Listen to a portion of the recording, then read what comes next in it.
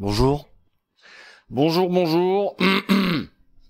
J'espère que ça va bien. Très bien. Bon. Alors, petit stream un petit peu improvisé, en même temps pas tant que ça, parce qu'il y a beaucoup de choses à dire aujourd'hui. Petit stream d'actu, évidemment, on va parler de pas mal de trucs. J'espère que vous allez bien.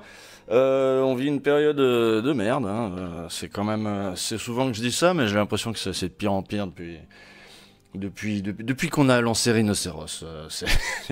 Je crois qu'il y en a qui ont pris ça pour un manuel, apparemment, dans les médias, c'est que des dingueries.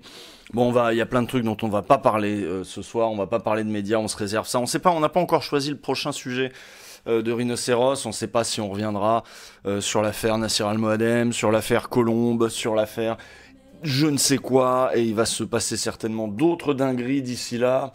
Je parle même pas... Je parle même pas de la liste des acteurs qui vont être accusés là au prochain festival de Cannes et comment ça va être traité dans les médias. Je pense qu'on aura là aussi un beau terrain pour regarder si des choses ont changé depuis l'affaire Depardieu, par exemple. Mais en tout cas, il s'en passe des trucs. Meurice, évidemment, Meurice, bien sûr. Tout est dingo, surtout dans les médias. Ce matin, il y avait une interview de Rodolphe Saadé chez Sonia De Villers. Et bah c'était pas trop mal. Franchement, j'étais là, elle va poser la question. Ah, elle a posé la question. Franchement, c'était pas trop mal. Donc voilà, si vous voulez continuer le dossier CMA-CGM, et l'interview s'est conclue par, elle lui a carrément dit, est-ce que vous serez un contrepoids à Bolloré? Donc, vous savez, Rodolphe Saadé, ce milliardaire sur lequel on a fait un épisode de Rhinocéros, et qui a repris le groupe Altis de Patrick Drahi, dans lequel il y avait BFM TV et RMC. Et à la fin, la journaliste lui a demandé, alors du coup, vous allez être en concurrence avec Bolloré, avec CNews, BFM, tout ça. Et lui, il a fait non, on est complémentaires, ça va apporter du pluralisme. Bon, là, j'aurais bien aimé que Sonia De Villers réagisse en disant oui, enfin, le pluralisme, choisir entre un milliardaire et un autre milliardaire, c'est pas exactement ce que j'appelle un pluralisme zinzin. Mais elle lui a quand même demandé, mais alors du coup, vous, ce sera plus macroniste. La ligne, elle sera plus macroniste. Et lui, il a répondu, ce sera la ligne de CMA-CGM. Donc moi je trouve ça relativement inquiétant, mais c'était la fin de l'interview et ça s'est conclu là-dessus. Voilà. Aujourd'hui, allez, on démarre direct dans le dur, hein, parce que pas beaucoup de nouvelles. Sinon à part ça, moi j'ai pas de backseat cette semaine. Cette semaine j'ai rien d'immédiat, si vous voulez. C'est aussi pour ça que je lance le stream. Il se passe plein de trucs. Il y a des. Alors je vous conseille évidemment. Je sais pas si vous l'avez vu. Mais je l'ai pas mis de côté, mais on va le faire. À Backseat, on a fait une déambulation avec les étudiants la semaine dernière, le jeudi après-midi. Voilà, on était dans la rue avec les jeunes. Putain, j'ai dit jeunes, évidemment.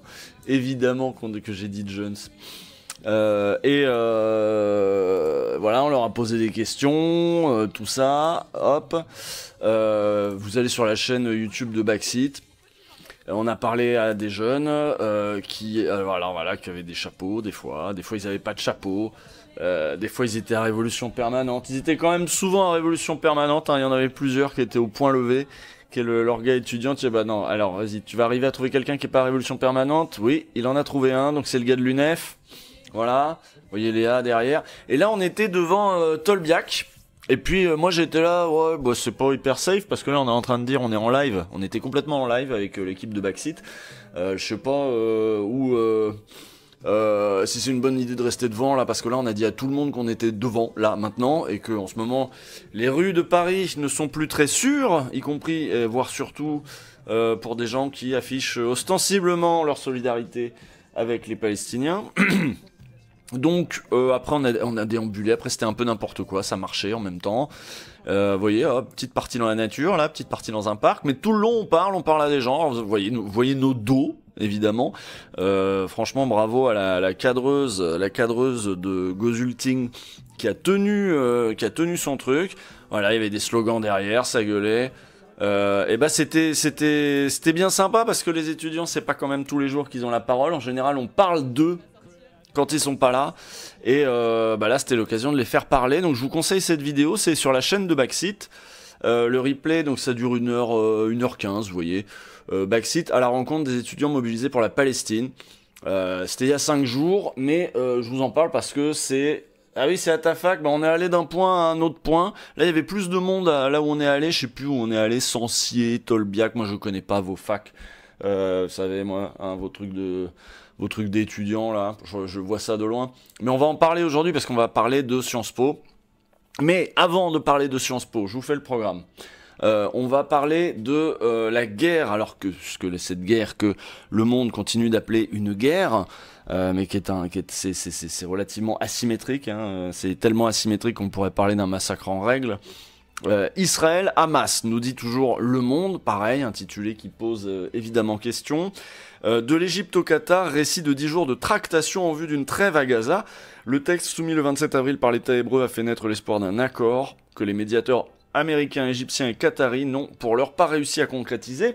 Donc, vous voyez là où on en est maintenant aujourd'hui, évidemment tous les yeux se tournent vers Rafah, c'est même devenu un slogan, All Eyes on Rafah, parce que après le début, vous savez, au début de l'offensive, les consignes ont été données aux civils de se déplacer vers le sud, c'est-à-dire la moitié de la bande de Gaza carrément a été vidée en leur disant allez vers le sud, il y aura des safe zones, etc. Bon, on sait que ça n'a pas toujours été respecté, on sait que des hôpitaux ont été bombardés, on sait que en fait, tous les lieux de vie ont été éclatés, les universités y compris, ambassades, chaînes de télé, médias, journalistes, n'en parlons même pas. Et donc, c'est-à-dire que dès le début, on pouvait voir que il va pas tellement être question à un moment d'une réinstallation ou d'un retour ou d'une reconstruction, quoi. C'était assez évident pour tout le monde. Enfin, c'était assez évident pour qui voulait voir, en fait, ce truc-là, quoi. Que là, on était en train de voir un nettoyage ethnique. Il n'était pas question, après... Enfin, que... Voilà, on voyait les soldats danser sur les gravats, être très heureux de ce qu'ils faisaient, les soldats israéliens, se prendre en photo... détruire eux-mêmes tout ce qui n'avait pas été détruit précédemment par les bombardements, mais alors pas des infrastructures militaires, mais des cuisines, fouiller dans les affaires des gens, jouer avec les vélos des enfants. Et là, on pouvait se dire, et ça c'était quand même très peu de temps après le début de l'offensive, bon... manifestement, ils ne reviendront pas là, ces gens. Ils ne reviendront. Enfin, donc, du coup, ces gens ont été chassés vers le sud. Et puis, maintenant qu'ils sont bien vers le sud, il y a une porte. Vers l'Égypte qui leur est toujours fermée. Ils sont coincés là. C'est 3 millions de personnes, il me semble, qui est encore coincé dans ce coin-là et à qui on a dit d'évacuer. Alors évacuer vers où, on comprend pas très bien, mais les massacres continuent à l'heure où on vous parle. C'est vraiment, hein, j'insiste là-dessus, c'est-à-dire que depuis le début, il y avait des indices, il y avait un faisceau d'indices, ce même faisceau d'indices qui a fait dire à la Cour internationale de justice qu'il y avait un risque de génocide. Alors, on chipote génocide, pas génocide. Alors pour certains, le génocide, ce serait tuer tout le monde. Ah bah s'il faut attendre que tout le monde soit tué pour dire qu'il y a un génocide, ça va quand même être un peu compliqué. Mais le génocide, c'est que là, il y a un groupe d'humains dont on a dit maintenant, on va éliminer jusqu'à vos conditions d'existence dans cette région. Éliminer tout ce qui était votre culture. Vous voyez, aujourd'hui, j'ai encore vu une nouvelle vidéo d'un bulldozer qui écrasait juste des lettres en volume, vous savez, des lettres en 3D, là, I love Gaza près de la plage. Hop, on bulldozer tout, on met des drapeaux israéliens.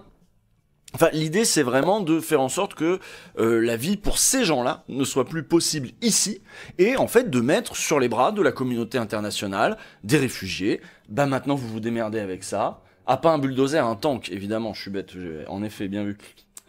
Et vous vous démerdez avec ça, je sais pas, les Égyptiens, donc on imagine que probablement ils vont être poussés vers le Sinaï. Mais est-ce que les Égyptiens ont bien envie d'accueillir 3 millions? Vous imaginez le bouleversement que c'est? Comme ça a été, c'est pour ça qu'on parle encore de camps de réfugiés pour les pays autour d'Israël qui ont accueilli des réfugiés. C'est très dur d'intégrer tant de monde en même temps, au même moment, puis surtout des gens qui ont un vécu qui est lié à la Palestine, et ça va être un problème, ça va être un problème avec les voisins, ça va être un problème avec Israël, avec qui ils essaient de normaliser un peu leurs relations. Je parle des voisins, hein, les fameux pays arabes voisins, dont Israël dit, regardez, vous voyez, même vos copains là autour, ils veulent pas de vous. Ben oui, mais en même temps, ils habitaient là, ces gens-là. Donc, ces 3 millions de personnes, là, ils vont aller où? Probablement dans le Sinaï, du coup, c'est-à-dire dans le sud, quoi. Et voilà, et on est en train d'assister à un nettoyage ethnique en live, avec toutes les vidéos qu'il faut, avec toute la cruauté que ça suppose et l'hilarité des soldats. On voit ça. On voit ça et on ne sait pas trop quoi faire, si ce n'est essayer d'interpeller. Or, en France, c'est très difficile. Et c'est le récit de cette mobilisation que nous fait Ivan Trippenbach ou Trippenbach ou Trippenbach dans Le Monde. Putain, je suis en boucle là. Ivan Trippenbach. Allez, on va la faire à l'allemand. En allemand. Sciences Po dans la fièvre du conflit à Gaza, entre blocage, tension, débat et pression médiatique. Donc c'est un récit assez long, mais c'est intéressant de voir comment Le Monde a traité ça. On va regarder ça. C'est paru aujourd'hui, ce matin, voilà. Donc ça doit être dans l'édition du soir du Monde, j'imagine. Celui que vous avez peut-être pu acheter ce soir si vous êtes parisien.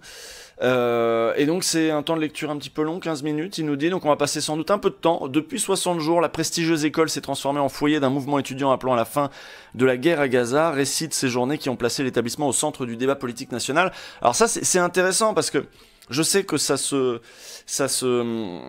mobilise dans d'autres facs, ça se mobilise dans d'autres sites, dans d'autres campus, un peu partout en France, et pas qu'en France, évidemment, puisque c'est près d'une centaine d'établissements dans le monde qui sont plus ou moins occupés, mobilisés pour la défense des droits des Palestiniens et pour réclamer un cessez-le-feu, en fait, pour réclamer un cessez-le-feu. Et encore, vous voyez que on en est qu'au début de la discussion, parce que là, il va s'agir quand même à un moment de faire plier Israël, de dire arrêtez, là, c'est pas possible, tout le monde vous regarde, nous, on peut pas assumer ça comme alliés, c'est à ça que servent ces mobilisations, c'est de dire par exemple, aux directions d'établissements, de dire vous avez des partenariats avec des écoles là-bas, qui directement sont en train de faire des programmes pour renforcer, je sais pas, des armes de détection, des armes de destruction, des drones, des plans comme ça, parce que ça se fait pas n'importe où, il y a de la recherche, et c'est parfois dans des écoles avec lesquelles nos écoles ont des partenariats. C'est ce genre de revendications très concrètes qu'on va trouver chez les étudiants.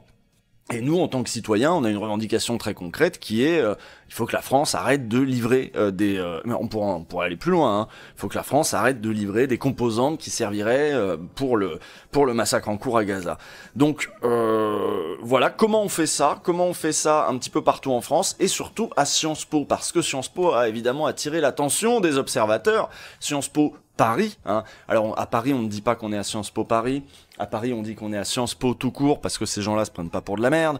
Et je sais pas s'il y a des gens de Sciences Po dans le chat, mais voilà, vous êtes à Sciences Po, vous n'êtes pas dans un IEP de province comme on dit.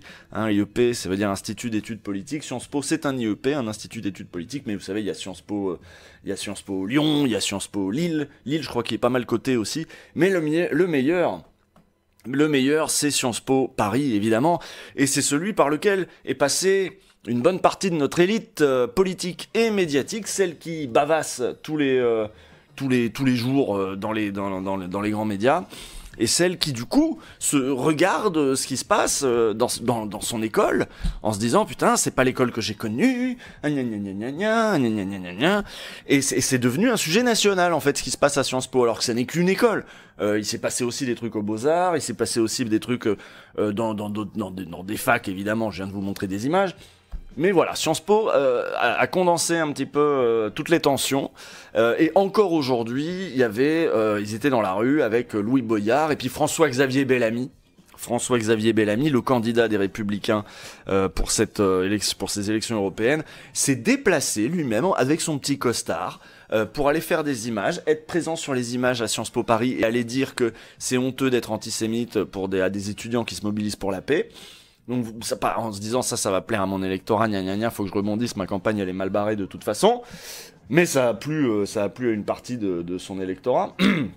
Tout ça pour flopper, je sais pas. En tout cas, Louis Boyard lui a sauté dessus pour lui dire que c'était lui qui était honteux et puis Bref, bon, on va parler de Sciences Po parce que de toute façon, il faut parler de Sciences Po. Ensuite. Je sais pas si vous avez suivi, mais il y a une visite d'État de Xi Jinping en France. Alors, je vous conseille la série, là, je l'ai fini aujourd'hui, sur France Inter, donc sur l'application ou sur le site de Radio France, vous allez trouver un podcast. Vous voyez, ah ma merde, il y est plus sur la page d'accueil. Ben pourquoi? Il était juste avant. Ah non, c'est moi qui ai déroulé. Regardez, hop. Vous voyez, c'est sur la page d'accueil. Xi Jinping, le prince rouge. C'est pas mal parce que je crois que c'est la réalisatrice, c'est une journaliste, Dominique André, qui a passé des années en Chine comme correspondante et qui raconte la jeunesse de Xi Jinping et puis ensuite son ascension et puis ce qu'il fait depuis qu'il est au pouvoir et puis qu'est-ce qu'il a fragilisé ensuite, évidemment le Covid, les Américains, les machins, Taïwan, Hong Kong. Mais ça permet de, voilà, comme ça vous aurez un peu plus de contexte quand on vous dira Xi Jinping, les Chinois, on a bien rigolé avec les blagues sur les Chinois et Raphaël Glucksmann, c'est vrai que c'était très marrant, mais bon, il y a quand même des questions un petit peu sérieuses derrière. Et d'ailleurs, je crois que ça parlait d'économie. Alors, j'ai pas écouté, mais ce matin, dans les matins de France Culture, ça parlait de l'économie chinoise chez Guillaume Erner. Bon, ça, j'ai pas encore jeté un œil. Voilà. J'ai un camarade qui me dit est-ce que je suis dans le coin, il voulait boire un coup. Je lui dis je suis en stream. Je lui dis je suis en stream. Il est 20h donc je finirai vers 22h. Je finirai vers 22h, vous serez déjà parti. C'est vrai que j'aurais bien boire un coup quand même au bout d'un moment. Vous serez déjà parti. Hop. Voilà, je réponds en live. Donc, qu'est-ce qu'on disait? Oui, il y a Star Wars derrière, et alors? Qu'est-ce qu'il y a? C'est quoi le problème? Profite du beau temps. Ouais, pas de ouf le beau temps là. C'est un autre député qui était en même temps qui l'a raconté. Après, j'ai pas vérifié. Donc, ça raconte des rumeurs dans le chat. Bon, ce soir, pas de rumeurs. On va lire, donc, du coup, Défense et diplomatie, un article de Mediapart. Cette fois-ci, un article d'Éric Sauté, le président. Donc, face à la Chine, la France use de son en même temps jusqu'à la corde. Bah oui, on fait quoi? Alors, vous connaissez le truc classique, hein. On reçoit la Chine. On ne peut pas ne pas recevoir la Chine. Ce sont les 60 ans, quand même, de la reconnaissance par De Gaulle du régime de la Chine populaire, hein, qui a dit oui, tant pis, on les reconnaît, c'est des partenaires, on va pas faire comme si on allait continuer à soutenir la guerre civile et ceux qui avaient perdu. En fait, c'est eux qui ont gagné, ils sont là, on les reconnaît. De Gaulle avait fait ça avant d'autres collègues occidentaux. Et donc du coup, on les reçoit, mais du coup, il faut quand même leur parler de droits de l'homme, mais en même temps, faut pas trop les fâcher. Puis en plus, Xi Jinping, s'il y en a bien un qui s'en bat les couilles des droits de l'homme, mais d'une puissance. Mais bon, il faut quand même dire qu'on l'a fait, et voilà, donc c'est le en même temps. Puis c'est quand même un partenaire économique, et puis les nouvelles routes de la soie, qu'est-ce qu'on fait? Voilà, le président chinois Xi Jinping doit être...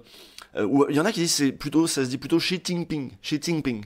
Doit être accueilli dimanche à Paris pour une visite d'État de 2 jours avant de poursuivre. Donc ça, c'était le 5 mai. Donc c'est le 7.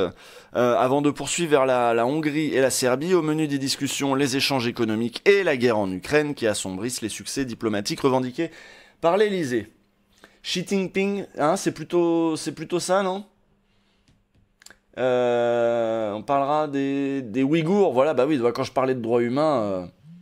Quand je parlais de droits humains, évidemment que je parle des Ouïghours. Quoi, il y a Raphaël Glucksmann dans le chat, c'est ça? Je suis en stream, je finirai vers 22h, vous serez déjà reparti. Et il me dit... Bon, attends, il est à fond, oui. Mais qui est à fond? Je comprends rien. Qui est à fond?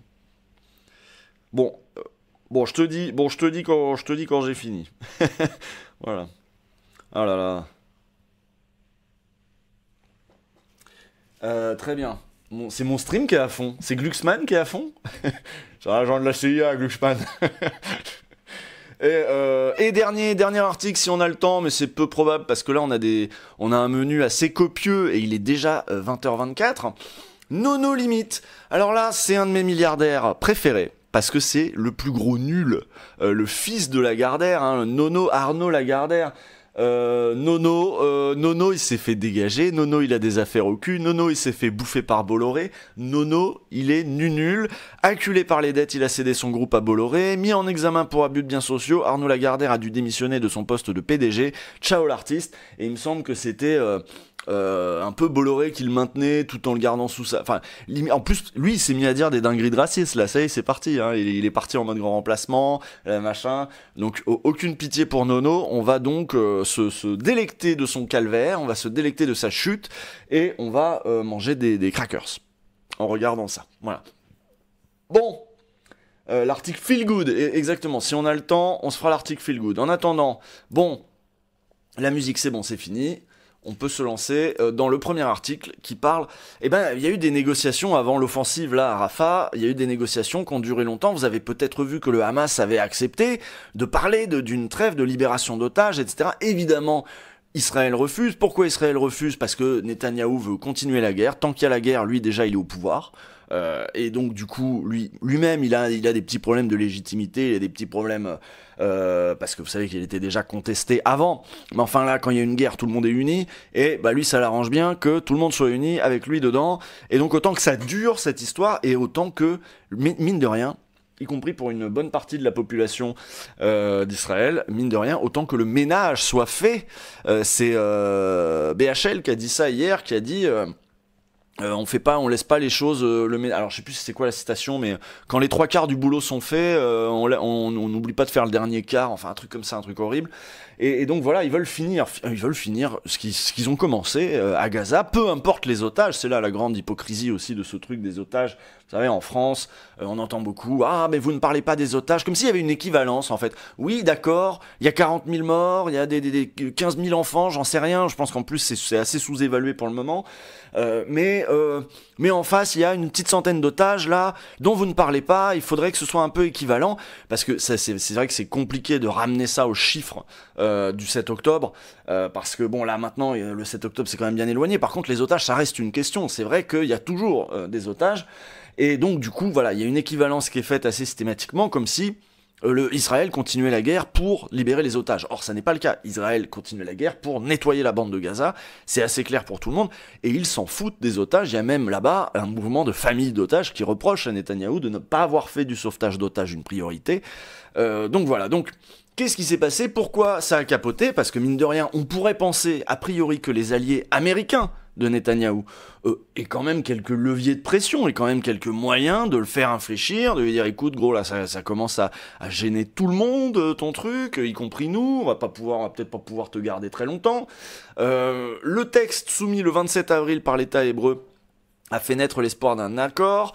Donc il y avait une tractation en vue d'une trêve à Gaza, de l'Égypte au Qatar. C'est un sujet de Louis Humbert, le correspondant à Jérusalem, Hélène Salon qui est à Beyrouth, et de Benjamin Barth qui, vu que ça n'est pas précisé, doit être à Paris. L'article est d'aujourd'hui, sans doute lui aussi dans l'édition du soir du Monde. Égyptiens et Qataris, donc les médiateurs égyptiens, américains et Qataris n'ont pour l'heure pas réussi à concrétiser l'accord, un accord dont évidemment on se doute bien qu'il n'est plus tellement, j'ai envie de dire que il est sans doute caduc, comme dirait Yasser Arafat.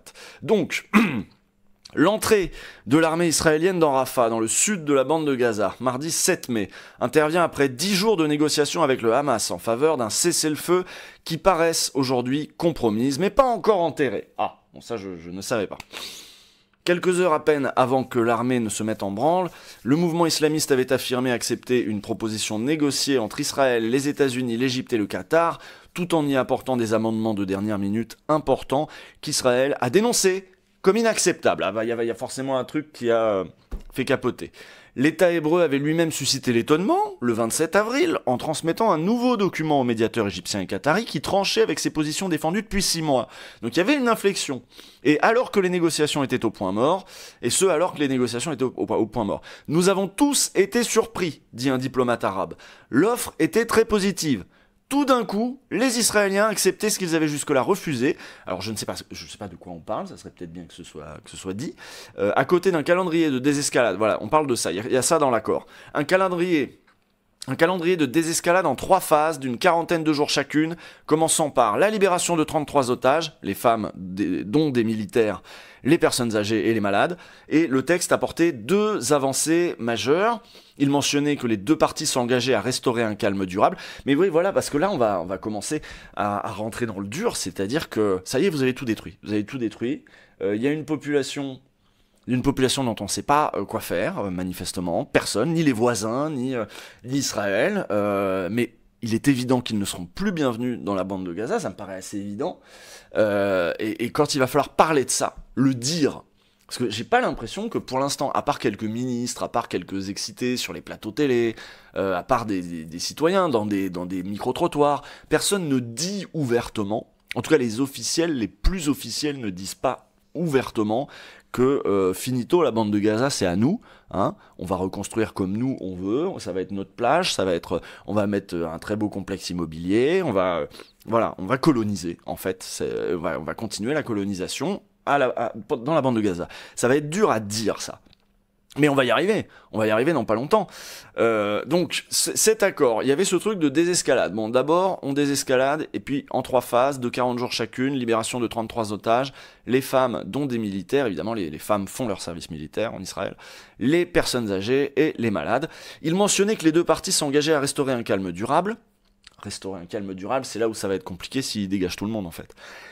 Une allusion à la fin des hostilités réclamées par le mouvement islamiste qui redoute qu'une fois les quelques 130 otages libérés en échange de prisonniers palestiniens, l'offensive israélienne reprenne de plus belle. La proposition israélienne, autre progrès notable, ouvrait la voie au retour des déplacés vers le nord de la bande de Gaza. Alors ça, c'est assez incroyable. Une région largement dépeuplée que les Palestiniens craignent de voir détachée du reste de l'enclave. Oui, ça peut être aussi ça peut être peut-être... en fait, ils vont peut-être prendre que le nord. Mais donc du coup c'est ça qui est étonnant, c'est ça qui m'étonne, c'est qu'ils disent ah si, ils pourront peut-être rentrer dans le nord. J'ai vu aujourd'hui un papier qui parlait du fait que le nord aujourd'hui c'est un no man's land, de toute façon c'est beaucoup de décombres et puis il n'y a plus personne quoi, il n'y a plus personne, ça a tellement pilonné. La réponse du Hamas arrive quelques jours plus tard, le mouvement islamiste approuve l'ébauche d'accords sous réserve de clarification, en particulier sur le calme durable. D'accord, qu'est-ce que vous entendez par calme durable? La formule, forgée par l'équipe de William Burns, le directeur de la CIA, pour sous-entendre que l'acceptation du deal équivaut à la fin de la guerre, n'est pas assez claire au goût des islamistes. Ben oui, c'est ça.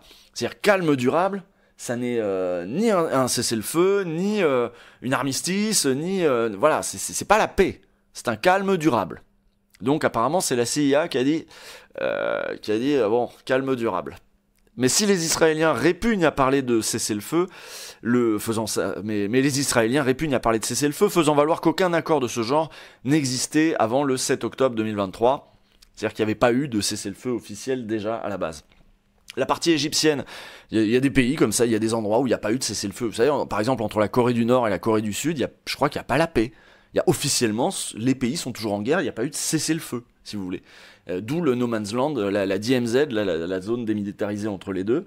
Et puis, voilà, donc on peut être en paix sans avoir fait les papiers à jour, quoi. Voilà. Donc c'est ça, ça peut être ça le calme durable. La partie égyptienne est néanmoins persuadée qu'un accord est à portée de main, après 4 mois de tentatives infructueuses. Les Américains sont allés plus loin dans les garanties qu'ils ont données au Hamas, selon un diplomate égyptien. Le problème est qu'ils ne peuvent pas offrir beaucoup en matière de garantie, ils n'ont aucune confiance, ni dans le Hamas, ni dans Benjamin Netanyahou. Alors ça c'est tout le problème ça. C'est-à-dire qu'eux-mêmes, ils font des équations avec beaucoup d'inconnus là. Si tu peux pas garantir que Netanyahou va respecter le truc, ça va être compliqué. Les belligérants et les médiateurs conviennent de se retrouver le 4 mai, donc il y a 3 jours, au Caire, autour d'Abbas Kamel, le chef des services de renseignement égyptiens.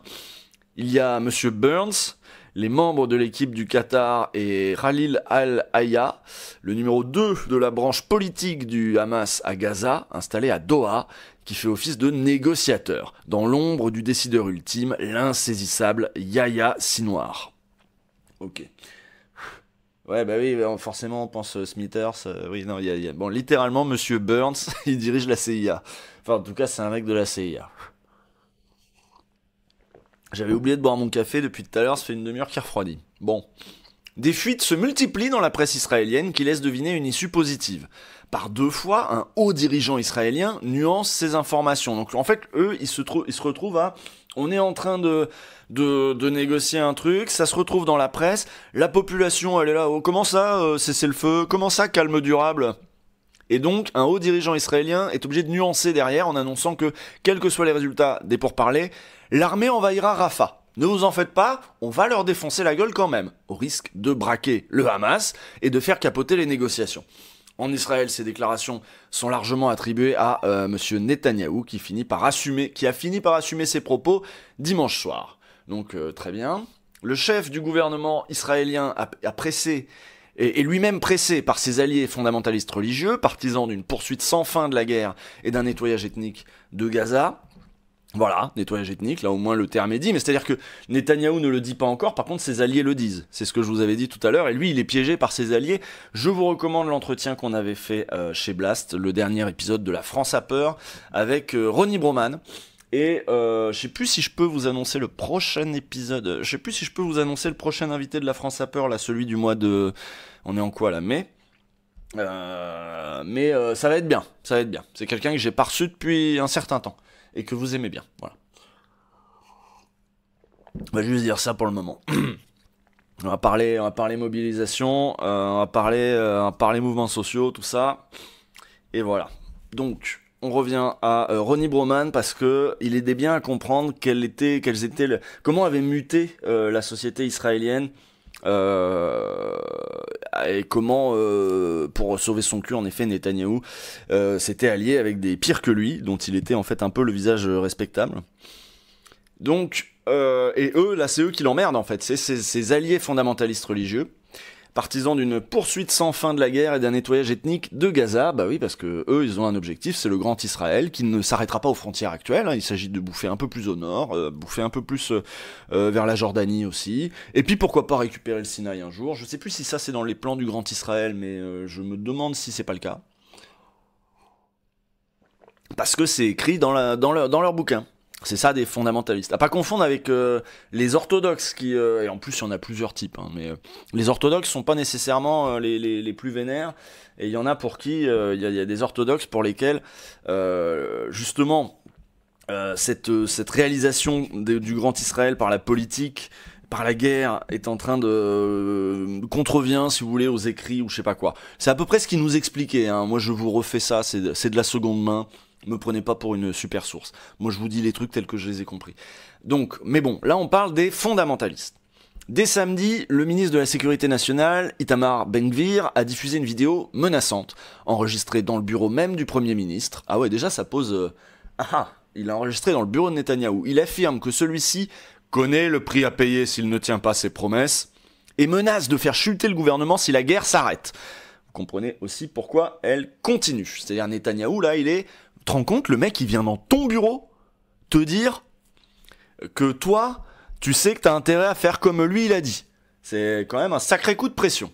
Monsieur Netanyahou choisit de ne pas renvoyer ses négociateurs au Caire, donc il garde les négociateurs là-bas, il continue. Déjà, c'est zinzin. Hein. Il se contente d'exiger une réponse écrite du Hamas à sa proposition, celle-ci étant à prendre ou à laisser, fait-il comprendre. Donc lui, il doit à la fois jouer les durs et en même temps... Dimanche, le Hamas revendique pour sa part des tirs de mortier provenant des alentours du terminal de Rafah qui tuent 4 soldats sur une base israélienne. Une source égyptienne y voit une volonté du Hamas de contraindre Israël à rompre les négociations. Les deux parties ont œuvré de concert à les saborder. Cela n'arrange ni Netanyahou, ni Sounoir que la guerre s'arrête. Donc Sounoir, c'est le grand chef du Hamas. Donc ça n'arrange pas les grands chefs, en fait, que la guerre s'arrête. Ils trouvent toujours un moyen, au dernier moment, pour que ça continue, se désespère un diplomate égyptien. Voilà.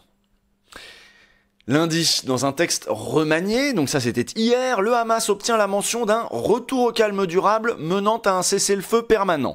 Le document prévoit aussi de ralentir le rythme auquel le Hamas s'engage à libérer une partie des premiers otages. S'il échouait à réunir 33 captifs vivants pour les échanger contre des prisonniers palestiniens détenus en Israël, il se ménage la possibilité de rendre des dépouilles mortelles. Donc là, ils assouplissent pour le Hamas. Le feu vert du Hamas est formalisé, parce qu'on oublie souvent les otages palestiniens aussi. Je vous rappelle que ce soit en Cisjordanie ou ailleurs, on va très très vite en prison quand on est un jeune palestinien en territoire un petit peu occupé et on est jugé n'importe comment. Quand on est jugé, quand on n'est pas tout simplement retenu, il y a des militants qui parlent d'otages palestiniens en disant qu'il y en a des centaines, qu'il y en a des très jeunes, des très très jeunes même.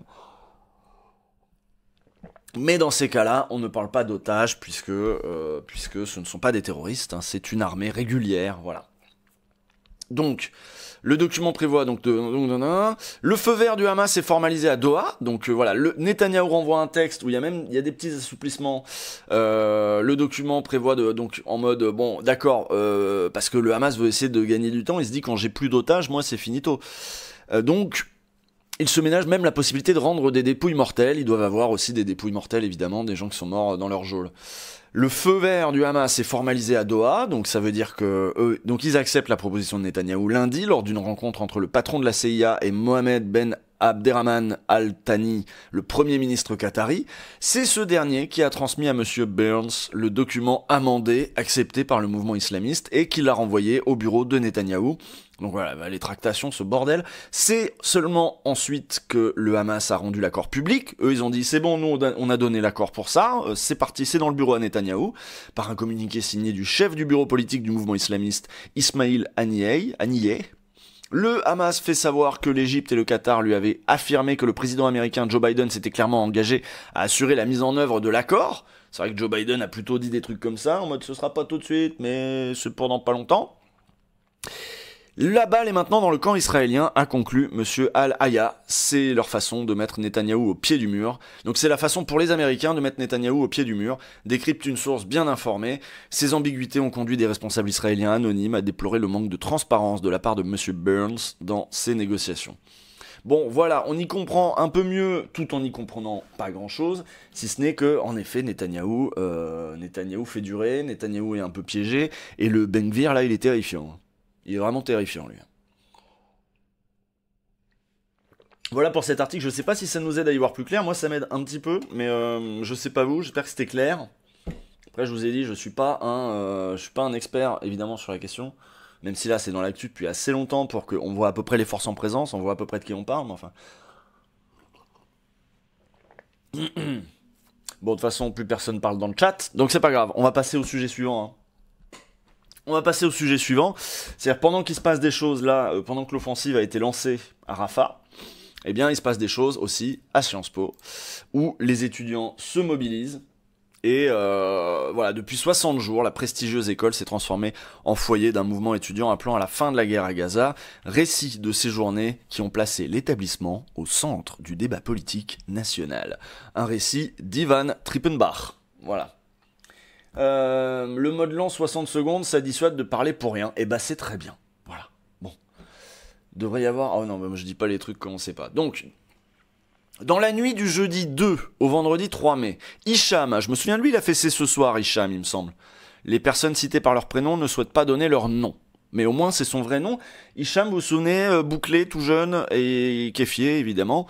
Je crois qu'on l'a vu assez ce soir, il s'en est pas trop mal sorti. Hicham se penche par l'une des fenêtres du premier étage de Sciences Po, au 27 de la rue Saint-Guillaume à Paris. En bas, un groupe colle des affiches entre les hautes grilles noires où l'on lit « L'antisémitisme n'aide pas la cause palestinienne ». « Est-ce que vous condamnez le Hamas ?» lui lance Samuel Lejoyeux, président de l'association de l'Union des étudiants juifs de France, depuis le trottoir. Pardon, je fais des petits rototos, c'est le café.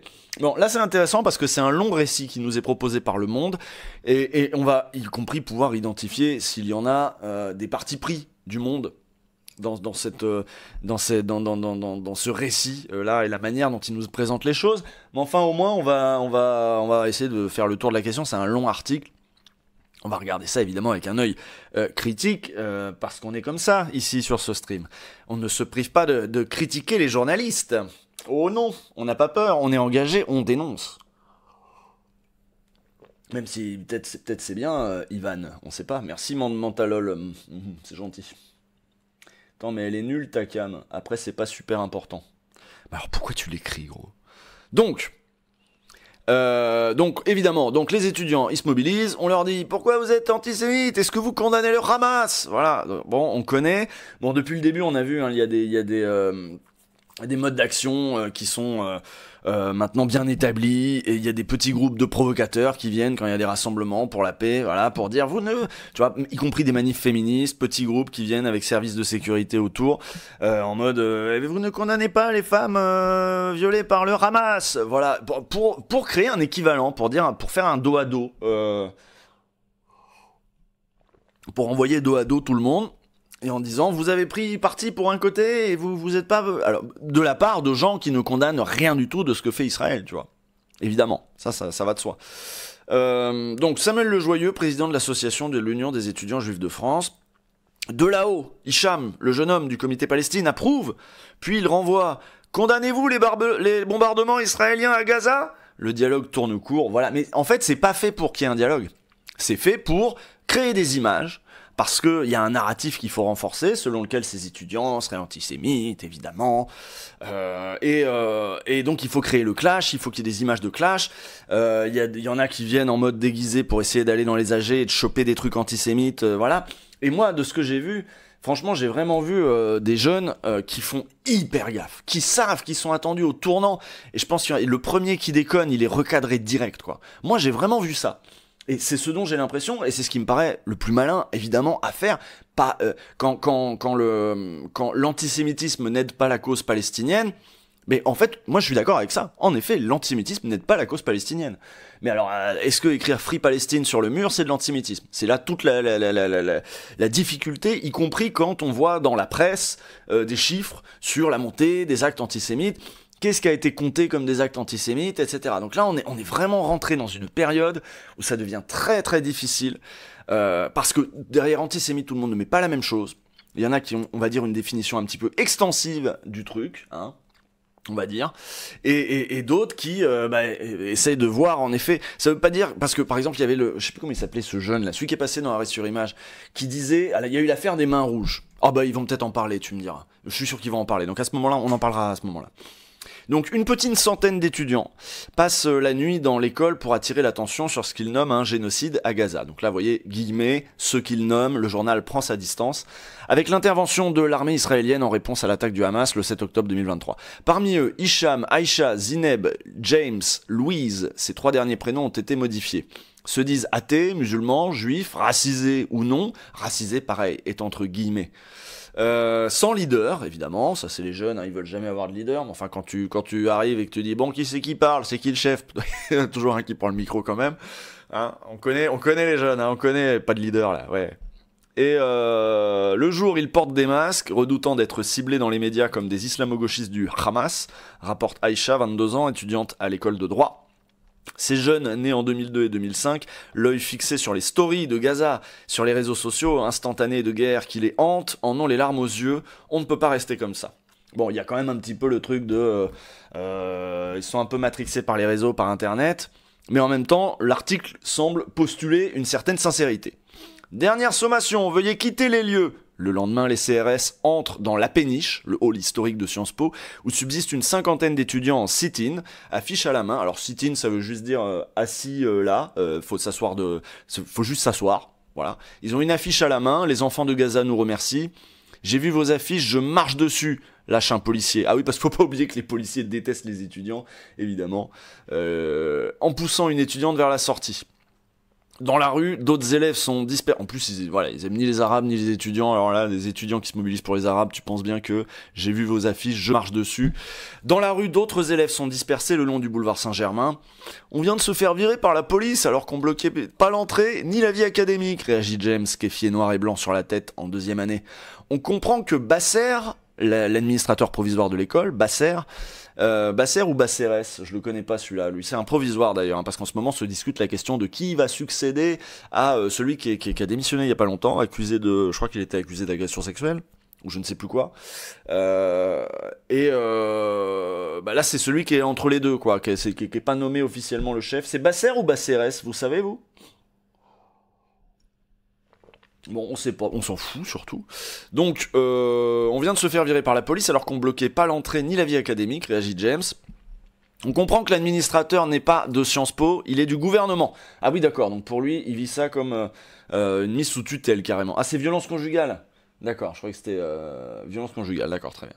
Donc là, petite photo. Alors, vous voyez, pour ça, c'est pour ça, parler des manifs c'est bien, aller en manif c'est pas mal, aller voir c'est pas mal non plus.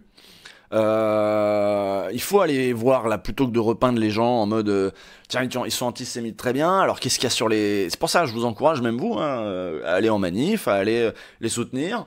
Il y a quoi sur les banderoles? Il n'y a plus d'université à Gaza, lit-on en haut là. Honte, guerre, génocide. Donc là en effet ils revendiquent le fait que c'est un génocide et que c'est contre ça qu'ils se dressent. Ils mettent le nombre de morts. Voilà, moi en effet je vois pas de trucs antisémites. Évacuation par la police du hall d'entrée de Sciences Po à Paris le 3 mai 2024. Donc là, ils sont en train de se faire dégager. C'est toujours une bonne ambiance hein, quand t'as la police qui rentre comme ça, qui regarde. avec évidemment les petites phrases qui sont lâchées de temps en temps.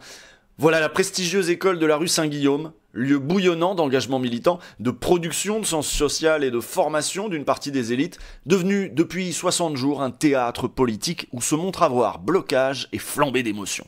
À l'intérieur, où le monde s'est rendu, ils ont réussi à rentrer, parmi les grappes d'étudiants passionnés par leur cause, ou à l'étage du bureau du directeur, ce petit monde s'efforce pourtant de débattre dans un mélange d'incompréhension de langage, d'accusations croisées d'antisémitisme et de sionisme, de désaccords sur le rôle de l'université face au fracas du monde. Et évidemment, ce fameux paradoxe de vous êtes en train de demander à des étudiants de sciences politiques de ne pas s'occuper de politique, ça paraît quand même assez délicat. Aller en fac de médecine, c'est pour leur dire ça n'a rien à voir avec vos études. Mais là, ça a quand même un peu à voir avec leurs études quand même. Et puis évidemment qu'ils ont un goût pour ce genre de choses. Cannibalisés surtout par les jeux d'acteurs, les médias d'opinion, les militants professionnels et les politiques en campagne, ça c'est un peu vrai. Enfin, je veux dire, c'est devenu tellement le centre d'attention, force aux étudiants de Sciences Po, dont je me doute bien qu'ils doivent se dire que faut faire gaffe à la récup, même si c'est Rima Hassan, faut pas non plus que on soit instrumentalisé trop et tout. Je sais que les étudiants sont souvent jaloux de leur autonomie, et ils ont bien raison. Qui rédisent donc cannibalisés par les jeux des acteurs, les médias d'opinion, les médias pro, oh putain je galère. Attendez, je vais finir mon café là. Voilà, bon. Et voilà. Donc, on disait qui raidissent donc tout ça là, tout ce bordel autour d'eux, ça raidit leur position dans une école endeuillée par la mort d'Omri Ram, ancien étudiant israélien du campus de Menton, assassiné le 7 octobre par le Hamas. Cette mobilisation désordonnée n'avait-elle pas mal débuté ? Tout a commencé avec ce que la direction nomme les événements du 12 mars, qui ont donné lieu à 2 saisines de la justice. Ah oui, ce fameux truc-là. Ah oui, c'était Mathias Vichra, l'ancien. À 8h30, dans une institution sans tête, où le directeur Mathias Vichra s'apprête à démissionner, englué dans des accusations de violence conjugale, une cinquantaine d'étudiants, noyau engagés du comité Palestine Sciences Po, s'installent dans l'amphithéâtre Boutmi, qu'ils rebaptisent Amphi Gaza. Boutmi, je crois que c'était le fondateur de cet institut de l'école libre de sciences politiques à la base, qui s'installe dans l'amphithéâtre Boutmi, qu'il rebaptise Amphi Gaza. Il est temps, à leurs yeux, de débattre du conflit israélo-palestinien. Ils font une AG, ils font un débat. C'est alors que l'entrée est refusée à une étudiante, Rachel, son prénom a été modifié, responsable à l'UEJF, dont le comité se méfie depuis qu'elle aurait, selon eux, diffusé les photos de leurs membres. Alors, moi, c'est l'histoire que j'ai entendue. C'est-à-dire que c'est quelqu'un qui venait, qui prenait en photo, qui poussait à la faute, vous voyez. Et donc là, ils ont dit, non, écoute, tu sors, quoi. Après avoir rassuré sur son intention, elle entre. Un étudiant entend, ne la laissez pas entrer, c'est une sioniste. Ce que dénonce sur X, formerly Twitter, l'UEJF, déclenchant l'indignation du monde politique, jusqu'au président Emmanuel Macron. Tout ça m'a dépassé, confie l'étudiante meurtrie, alors que l'enquête administrative est en cours. Oui, elle s'est retrouvée vraiment au centre de l'attention.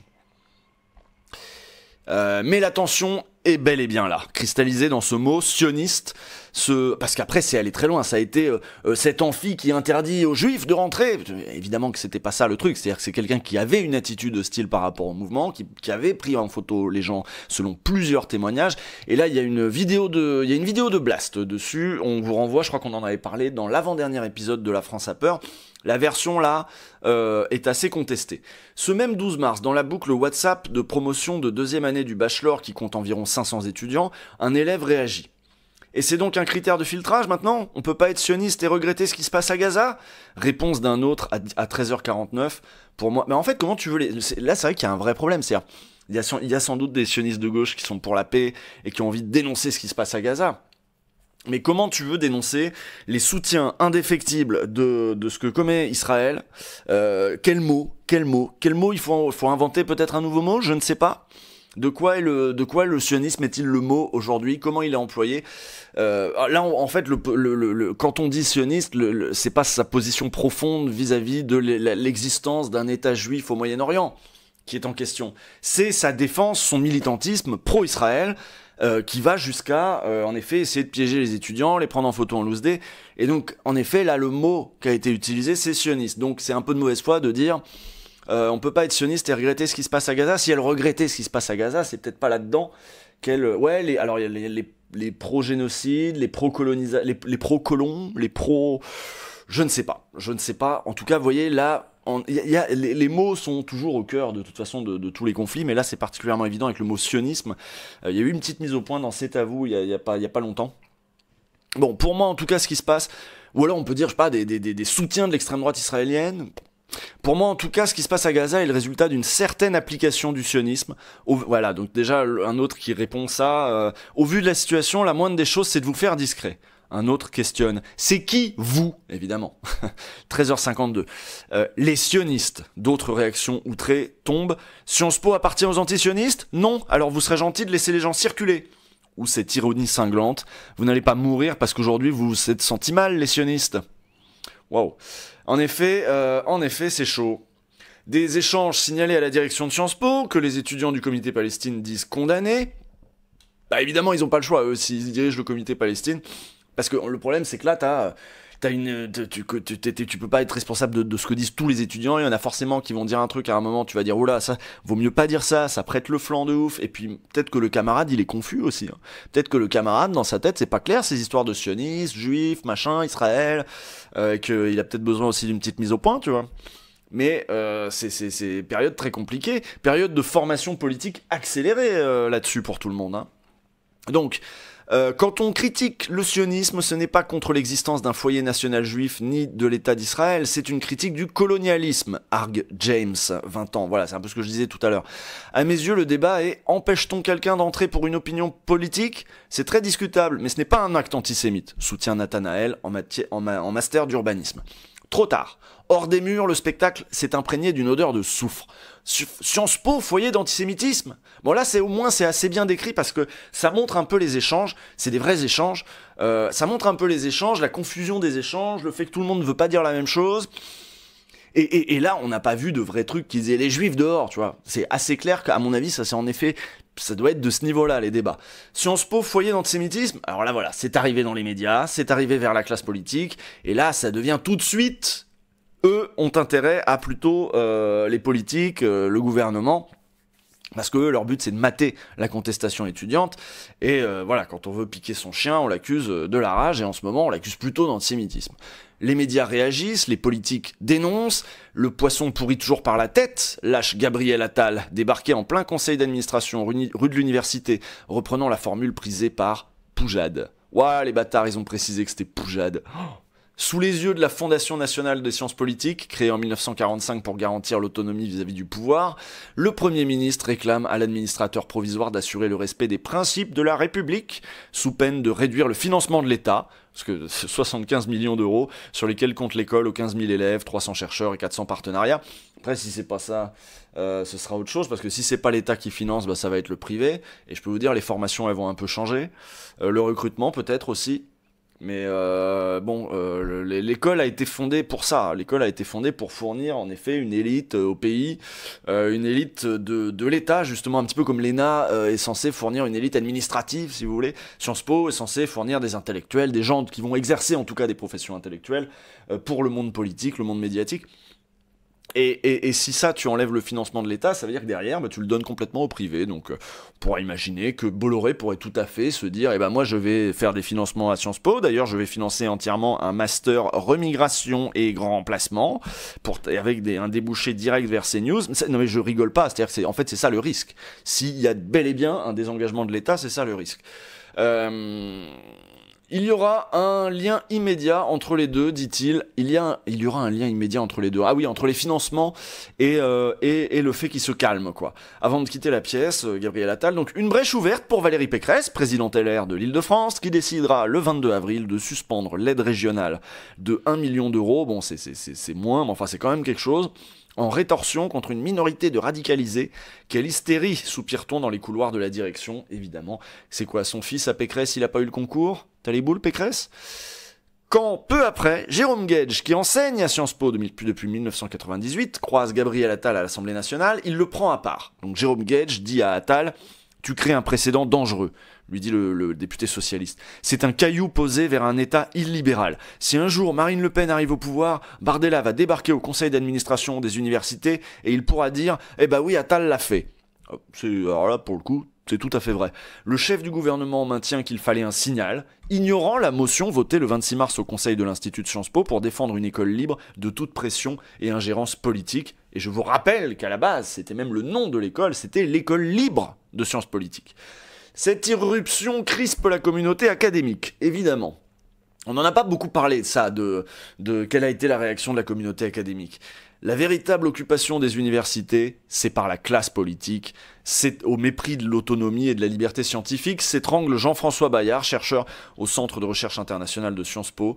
Donc là, évidemment, les chercheurs, ils sont là en mode, mais attendez, mais là, c'est nous qui sommes pris en otage par les politiques, et même nous, leur financement, leur poste, leur liberté académique. On ne peut pas exclure des actes antisémites dans un établissement de 15 000 élèves. D'ailleurs, on pourrait aller les chercher dans les écoles de médecine, on pourrait aller chercher dans les écoles de commerce, les actes antisémites. Hein. Là, il y a des papiers là-dessus, il y a des papiers dans Mediapart. Enfin, en tout cas, je crois qu'on en avait lu un en live, il me semble. Parce que les écoles de médecine, c'est aussi quelque chose. Donc il dit, dans une école de 15 000 élèves, on ne peut pas exclure qu'il puisse y avoir des actes antisémites, mais on ne peut pas dire que la mobilisation pour Gaza soit antisémite. J'ai même au contraire envie de dire que plus les gamins sont politisés, plus ils vont... Ah, il y a eu un raid. Ah pardon, j'ai raté le raid. C'est un raid de qui? Raid de Dofla, merci Dofla. Attention là, c'est que de l'écrit là, c'est méga chiant ce soir. Mais merci d'être passé, bonjour tout le monde, j'espère que je vais pas en perdre trop dans la foulée. Parce que je sais pas, tu regardais un animé avant ou on reste dans l'ambiance? Faut voir. Donc là, on était sur la communauté académique, Sciences Po, les élèves qui se mobilisent, est-ce qu'ils sont antisémites ou je sais pas quoi. Et donc ce que je disais, c'est que justement, plus les gamins sont mobilisés politiquement, et plus justement, c'est, comme je disais, c'est des moments où tu te politises, c'est des moments où tu fais gaffe, c'est des moments où tu apprends que tiens, ce que t'as pu dire là, c'était un peu ambigu, fais gaffe, redis jamais ça, etc. Et que donc, au contraire, je pense que cette mobilisation est aussi, paradoxalement, est aussi un moment où il y en a qui vont apprendre ce que c'est que l'antisémitisme. Et comment faire en sorte de pas être ambigu sur ces trucs-là. Et donc Jean-François Bayard nous dit il y a une captation politique et une déconnexion des faits. Alors ça c'est complètement évident. Donc là on parle de l'occupation de Sciences Po par les étudiants qui réclament le cessez-le-feu à Gaza. Et pas que, d'ailleurs, et la fin d'un certain nombre de partenariats, on en parlait un petit peu plus tôt. À tel point que Jean Basser, donc Jean Basser c'est l'administrateur provisoire de Sciences Po, Jean Basser se demande un temps s'il faut laisser les insoumis venir faire leur show. Ne reculez jamais, ça ne sert à rien, intime Jean-Luc Mélenchon devant les jeunes insoumis de Sciences Po. Je l'ai pas fait, j'avais pas vu que c'était lui. Je fais « Ne reculez jamais, ça ne sert à rien !» intime Jean-Luc Mélenchon devant les jeunes insoumis de Sciences Po, le 22 avril, quelques jours après avoir comparé le président de la faculté de Lille au nazi Adolf Eichmann. Alors là, c'est gratos dans l'article parce que ça n'a rien à voir. C'est vraiment, ça n'a rien à voir. Le 26, les étudiants ont accueilli cette fois l'activiste franco-palestinienne Rima Hassan au cri de « Rima, Sciences Po est avec toi !» Alors je sais pas que c'est quoi le rythme. Et « From the river to the sea, Palestine will be free, will be free, will be free !» C'est pas to be free, c'est rien à voir. Slogan perçu par les défenseurs d'Israël comme un appel à la disparition de cet État du Jourdain à la Méditerranée. Une formule non pénalisée en France, étudie la direction de Sciences Po, où l'on se sent démuni face à ces étudiants qui parlent de cessez-le-feu et de libération d'otages. Cet appel au cessez-le-feu, ces mêmes élèves le réclament de Sciences Po comme ils l'attendraient du gouvernement. Et on en arrive aux mains rouges, la fameuse polémique des mains peintes en rouge. Les mains peintes en rouge comme les familles d'otages à Tel Aviv. Au moins l'article commence par dire que c'est pas eux qui ont inventé ça, voilà, ils refont ce qui a été fait ailleurs, et ce qui a été fait dans d'autres mouvements, et ce qui a été fait par les écolos, et ce qui a été fait sur d'autres causes, voilà. Dehors, les connaisseurs du Proche-Orient, ils voient une référence au massacre de Ramallah en 2000, lors duquel 2 soldats israéliens ont été lynchés à mort. C'est pour détourner l'attention, Hassen Louise, étudiante de 22 ans en sociologie des religions et des conflits armés. On a choisi ce symbole pour dire qu'on reste silencieux face à un génocide. On n'a pas du tout pensé au lynchage. D'ailleurs, la plupart ne connaissaient pas ce lynchage de Ramallah. C'est insultant. On est des gamins de 18 à 22 ans qui veulent faire passer un message de paix. On veut que le droit international soit respecté et on se fait taxer l'antisémite. Mais c'est pas grave parce que, en fait, que parfois j'en entends dire oui, bon, peut-être qu'ils savaient pas, mais maintenant qu'on leur a dit, ils vont arrêter. Et c'est vrai. Il y avait donc le jeune là qui était, j'ai plus son nom, qui était invité là chez Arrêt sur Image vendredi, disait que du coup ils allaient plus le faire les mains rouges ou qu'il l'aurait pas fait lui-même, mais que voilà maintenant qu'il a la ref, en effet peut-être ça prête à confusion. Et en fait le but ultime pour eux c'est de pas prêter à confusion, c'est d'être clair. Donc, évidemment, si on dit ça, c'est ambigu. Mais en fait, pourquoi on dit ça, c'est ambigu? On dit ça pour leur dire, fermez vos gueules, arrêtez, faites autre chose, retournez en cours, ou arrêtez de vous mobiliser là-dessus. De toute façon, vous êtes des petits cons, vous savez rien. La preuve, regardez, ce symbole, vous le connaissiez même pas. Enfin, en fait, c'est pas qu'ils ont vraiment été choqués par, ah bah dis donc, c'est exactement comme Ramallah. La plupart des gens qui ont repris cette info dans les médias, je parle des journalistes de plateau, des commentateurs ordinaires des chaînes info, ne connaissaient pas nécessairement non plus ce lynchage de Ramallah. Mais enfin bon, ça permet de dire que Hubert Launois, le jeune, t'as raison, c'était lui. Ça permet de dire que les jeunes soit sont des abrutis, soit des... Enfin, voilà. Soit sont des antisémites, soit les deux. Hein. Donc, Louise, elle dit, c'est insultant, on vient passer un message de paix, on veut que le droit international soit respecté, et on se fait taxer d'antisémite. En tant que personne juive, je comprends que mes camarades ne se sentent pas à l'aise lorsqu'ils ont construit leur judéité sur le soutien à Israël, mais il faut voir les faits. C'était con, mais traitez-nous d'inculte, pas d'antisémite, ajoutent deux autres, en se disant autogérés. Mais évidemment, c'est ça, c'est-à-dire qu'ils sont prêts à concéder que, eh ben très bien, pas de problème. On le refera plus, et peut-être, on savait pas, et puis tant pis, on fera autre chose, mais arrêtez de voir des trucs derrière. Alors après, il y a, oui, mais en fait, eux, peut-être qu'ils ne savaient pas, mais peut-être qu'ils sont manipulés. Ça, c'est un argument que j'ai entendu. Ils sont manipulés par quelques militants qui, eux, savent très bien ce qu'ils ont fait. Ils savent très bien que ces mains rouges, c'était pour appeler au meurtre de... Oh là là. Et c'est parti, et c'est reparti pour 10 minutes sur le plateau. Loin du syndicalisme de leurs aînés, cadré l'UNEF. Alors là, voilà, donc là, c'est l'article précise que du coup, ces jeunes-là qui sont se disant autogérés, ils mettent des guillemets à autogérer, ne sont pas des jeunes syndiqués encadrés, comme c'était le cas du bon vieux temps d'Ivan Trippenbach, où il y avait l'UNEF et le Parti Socialiste en corde de rappel qui les empêchait d'être en chute libre. Voilà, alors là, on a bien compris, on a compris ton message, très bien. 2 jours plus tôt, Jean Basser se torturait. Serait-il le premier directeur de toute l'histoire de Sciences Po à envoyer les CRS déloger les étudiants? Ah ouais, quand même, je savais pas que c'était le premier directeur pour qui la question se posait sérieusement, en fait. Alors, vous avez vu un Glucksmann, lui, il a dit, mais oui, il en dit dans son droit qu'il évacue. Vous avez vu ce traître, Glucksmann, ce traître de Glucksmann. Les élèves ont introduit en cachette une dizaine de tentes dans le campus Saint-Thomas. Quand l'administrateur voit les dômes plantés le 24 avril, offrant à Paris un semblant d'air de l'université Columbia, le campus de New York sous tension, il constate qu'il n'y a pas de danger imminent. Mais Gabriel Attal a calé la ligne avec Sylvie Retailleau. Donc lui, il n'était pas parti pour le faire, l'administrateur. Mais alors, Gabriel Attal a décidé, vous savez, le fait du prince, hein, Sylvie Retailleau a envoyé il me semble, une circulaire à tous les présidents et toutes les présidentes d'université en France. Ne les laissez pas occuper, Sciences Po ne sera pas une ZAD. Décision est prise d'empêcher cette nuit debout de s'enliser. Vers 22h30, l'évacuation se déroule sans heurts, les policiers escortant les étudiants jusqu'aux stations de métro.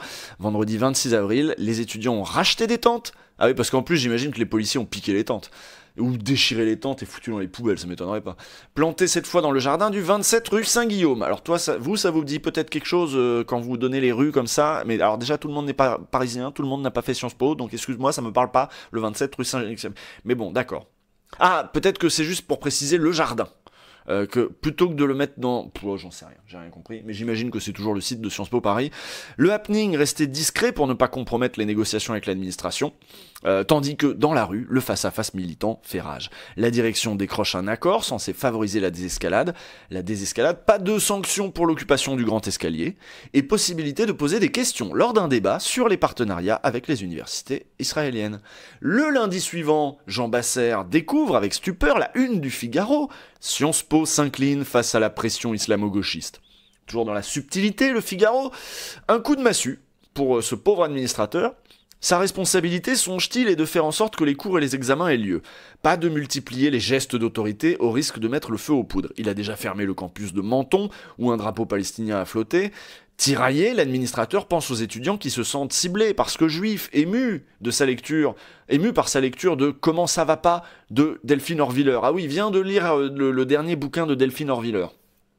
Donc Delphine Orviller, c'est la rabbine extrêmement médiatique qu'on voit qui a fait évidemment une tournée de promo là, donc voilà, d'ailleurs c'est précisé dans Le Monde, hein, c'est chez Grasset, 16 euros. Conversation après le 7 octobre, donc elle a un discours vraiment où elle appelle à la conversation en disant que tout le monde s'est radicalisé ses positions, qu'il faut réapprendre à se parler, machin tout ça, mais que en gros elle est terrifiée par le manque d'empathie des gens pour le 7 octobre, surtout pour le 7 octobre, et que voilà, bon, c'est plutôt des positions très pro-sionistes, et donc évidemment ça l'a ému. Le président de Sciences Po, il venait de le lire, il venait de finir de le lire, et il pensait aussi aux étudiants qui se sentent ciblés parce que juifs, parce que là, c'est vrai qu'il y a un vrai ressenti. Je pense que t'es juif pro-sioniste aujourd'hui, là, t'as de la famille à Tel Aviv, etc. Je pense qu'en effet, tu ne dois pas te sentir bien. C'est assez évident. Tout comme il est frappé par la sincérité des jeunes désespérés par le drame humanitaire à Gaza, dont Khaled, étudiant palestinien qui a de la famille là-bas. Non, en plus, ouais, carrément. Bon, dire qu'il avait accepté cette mission il y a 5 semaines pour rendre service. Oh, ce pauvre administrateur temporaire de Sciences Po. 3 ou 4 personnes avaient refusé le job, dont l'ex-directeur de l'ENA, Patrick Gérard, malgré des coups de téléphone de Gabriel Attal. À son arrivée, l'ex-directeur de Pôle emploi, il était à Pôle emploi, d'accord, ok. L'ex-directeur de Pôle emploi, 64 ans, s'imaginait plutôt affronter une folie wokiste. Et il découvre que le Sciences Po de 2024 ne pratique pas l'écriture inclusive, que les danseurs de tango non genrés sont anecdotiques, et que les études de genre ne représentent que 2% de l'enseignement. Avec la mobilisation... Donc là déjà il arrive en mode va falloir reprendre en main Sciences Po. Apparemment j'ai vu sur CNews que c'était gangréné par les islamo-gauchistes. Et il arrive, et bon, non, ça va en fait, bon, ok. Mais avec la mobilisation pro-palestinienne, c'est un autre choc des cultures qu'il vit de plein fouet, né dans le flottement laissé par le retrait de Mathias Vichra. Donc ça veut dire la direction n'est pas très expérimentée là pour le coup. Un jeune masqué participe à l'occupation du bâtiment de l'université de Sciences Po à Paris, d'accord. Donc guerre, génocide, kéfier... drapeau. Au sommet de l'institution, aux milliers de salariés, on se demande si l'image de désordre pénètre la société. Je ne reconnais plus mon Sciences Po, s'affolent quelques mécènes. Donc des gens, des alumni, c'est ça les alumni, c'est les anciens élèves qui donnent du pognon et puis qui du coup considèrent qu'ils ont un peu un droit évidemment sur l'école, font des dîners entre anciens de Sciences Po, etc. J'imagine que c'est ça. Je ne reconnais plus mon Sciences Po. Tu m'étonnes, Sciences Po c'est... Oui, c'est... Bon, bref. S'affolent quelques mécènes que Jean Basser tente de rassurer. Sans attendre, le fils Fitoussi suspend la bourse Jean-Paul Fitoussi, en citant Princeton ou l'université de Floride. Là-bas, on renvoie les perturbateurs, on ne négocie pas avec ceux qui soutiennent des idéologies appelant à la disparition d'Israël. D'autres financeurs privés ont les nerfs bien accrochés, se rassure l'école. Donc il y a quand même quelques paniques, il y a quand même quelques gens qui... Donc apparemment le fils de Jean-Paul Fitoussi dit « Oh non, hors de question que la bourse de mon papa continue de financer des étudiants pro-Hamas ». Je crois que c'est un peu ça l'ambiance, mais bon, ils sont pas si nombreux que ça, donc jusque-là, bon, ça, c'est pas si grave, c'est pas si important. Mais, embarqué dans la gestion de crise, l'équipe de communication de Sciences Po scrute avec fébrilité une cartographie élaborée par l'agence Backbone. Ah oui, donc on fait appel, comme dans la série La Fièvre, on fait appel aux communicants. La polémique du 12 mars a déclenché 150 000 conversations sur les réseaux sociaux. Fin avril, il y en a 550 000. Le plus haut niveau jamais atteint, bien davantage que lors du mouvement féministe SciencePort. Enfin, hashtag SciencePort contre les violences sexistes et sexuelles. En 2021, là, il y en avait que 25 000. Donc là, on est en mode 550 000, c'est-à-dire que, alors là, la shitstorm, vraiment, la merde est dans le ventilo, et ça éclabousse tout le monde en parle. Incroyable. Bon, plus frappant. 3 bulles hermétiques se sont formées, celle de l'extrême gauche, menée par la France Insoumise, et l'extrême gauche, c'est pas l'extrême gauche, c'est la gauche, arrêtez. Celle de l'extrême droite, bon ça, on connaît, dominée par la critique du wokisme et des élites, et celle qui débat du conflit israélo-palestinien, où interviennent chercheurs, journalistes, diplomates, militants pro-Palestine. Donc les sérieux, quoi. Donc il y a la France Insoumise, l'extrême droite, et ceux qui sont pour le débat. Où il y a des chercheurs, des journalistes, des diplomates et des militants pro-Palestine quand même. Donc il y a des pro-Palestine chez les Insoumis et chez les gens que le monde trouve un peu plus sérieux. Comme une anguille, le sujet se déplace Du tweet de l'UEJF repris par Renaissance avant d'évoluer vers la droite radicale et de gonfler sous l'action des insoumis. Bon, en gros, voilà, tout le monde se prend la tête, les tweets se retweetent, tout le monde se répond et ça génère des conversations de malades. 550 000 conversations sur les réseaux sociaux. Alors, je sais pas, c'est Twitter, c'est quoi d'autre. Bon, il y a peut-être du Insta, il y a peut-être j'en sais rien. Ce n'est pas juste parisien, c'est entré dans la conversation des Français. Hume-t-on à l'Élysée? À l'Élysée, on hume. On se sert de ses narines à l'Élysée, apparemment. Sciences Po est un concentré de symboles qui marquent les gens, les élites, le wokisme, l'antisémitisme, Israël-Gaza. C'est vrai que Sciences Po, on aime tous détester Sciences Po, mais pour des raisons différentes. Donc pour l'extrême droite, en effet, Sciences Po, c'est les wokistes. Et pour la gauche, ça va être quand même une école de l'élite, ce que c'est. Ce que c'est. D'ailleurs, on a vu des... Bon, attends, je pense qu'ils vont en parler après. Ceux qui ont appelé à ce que Sciences Po redevienne plus... Moi, je me souviens, quand j'étais très jeune, il y a 20 ans, on débattait de l'ouverture des quotas à Sciences Po. On n'appelait pas ça des quotas, je sais plus comment on appelait ça, mais... l'ouverture, là, enfin, il y avait un truc pour que les élèves des meilleurs lycées, y compris de banlieue parisienne, puissent avoir quand même une place à Sciences Po, en dehors du concours hyper élitiste, que les enfants de bourgeois parisiens évidemment pouvaient passer avec d'autant plus d'aisance que voilà. Non, c'est pas de la discrimination positive. Non, c'est l'ouverture, je sais plus comment ils appelaient ça. Mais ça avait un nom. Et donc, il se trouve que ce truc-là maintenant est appliqué. La procédure CEP, me dit le Dunkerquois dans le chat. Et maintenant c'est appliqué, et en effet il y a des gens qui rentrent là sur dossier, ça veut dire pas sur concours. Et alors donc du coup la droite est en feu pour dire que là faut arrêter avec ça, en fait faut arrêter d'accueillir les banlieues. Regardez, il y a des noirs et des arabes à Sciences Po, résultat ils nous font des manifs Palestine.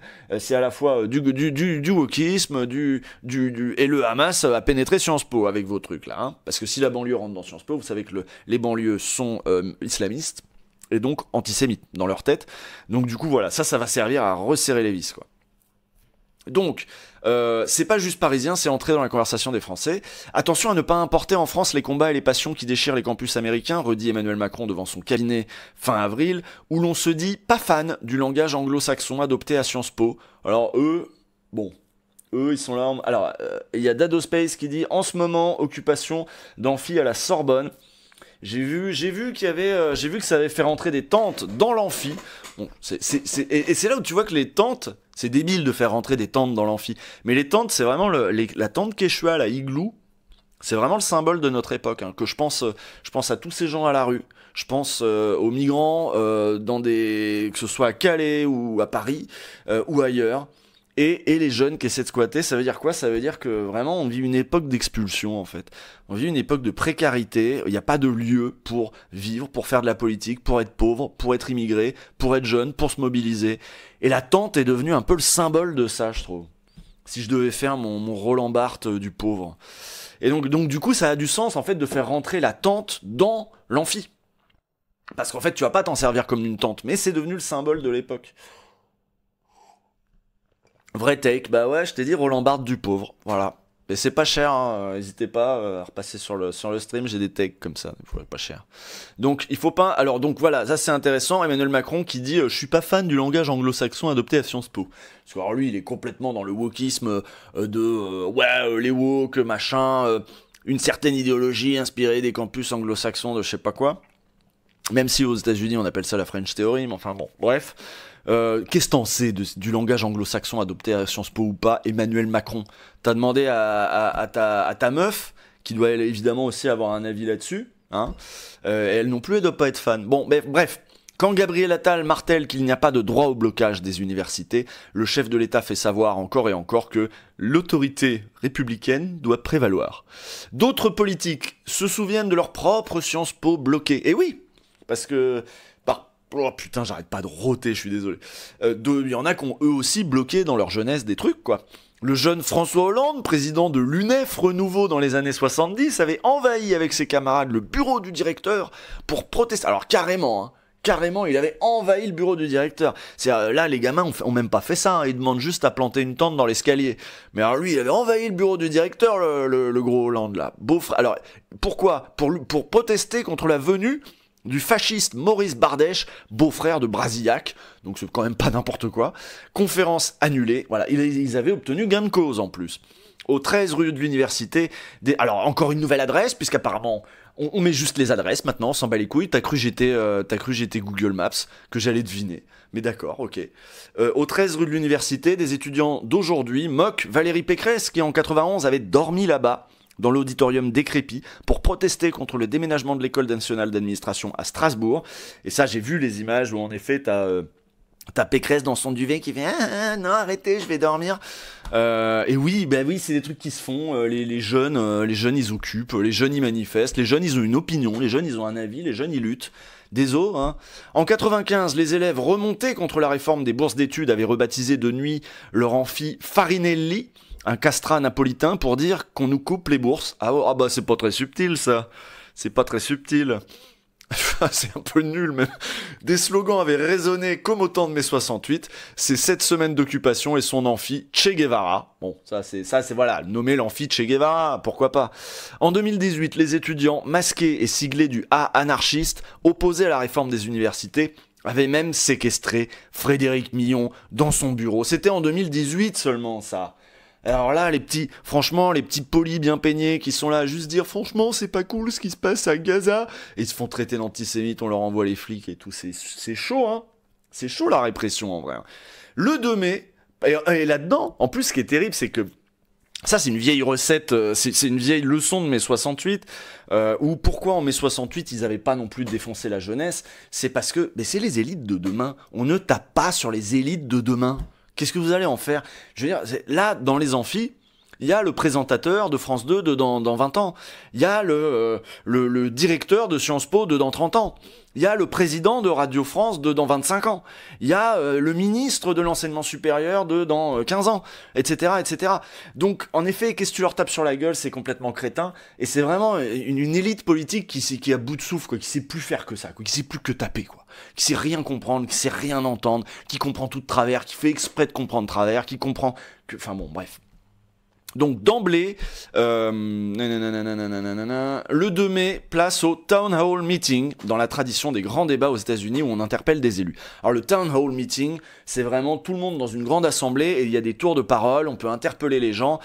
Town Hall, c'est la mairie, si vous voulez, dans le grand amphi de la mairie. Enfin, si je comprends bien, hein, mais du coup, ils ont demandé ça à Sciences Po. C'est peut-être pour ça que Macron a dit « Oh là là, c'est un peu américain tout ça ». Donc ils ont demandé à ce qu'il y ait un grand débat, qui leur a été accordé, je crois, hein, qu'il y ait un débat, quoi, très bien, où on interpelle les élus, la direction, tous les syndicats jouent le jeu. Dans l'amphithéâtre Boutmy, quelques 2000 participants prennent place. C'est pas des petits amphithéâtres, hein. Tous les syndicats jouent le jeu, de même que plusieurs doyens et professeurs. Un pari collectif risqué, insiste en introduction Jean Basser, donc l'administrateur quand même inaugure le débat, en mode vous voulez un débat, très bien, on fait un débat. Moi je trouve que c'est une bonne façon aussi de calmer les choses, plutôt que de dire on vous envoie les flics, on vous dégage, tu dis bah très bien, faisons un débat, on n'a pas peur de la discussion, on n'a pas peur de la démocratie, on n'a pas peur de vous faire parler, vous avez des choses à dire, peut-être que nous on peut écouter. C'est ça aussi de gérer la contestation. C'est parfois de se dire qu'en face ça gueule pour quelque chose, et parfois pour de bonnes raisons.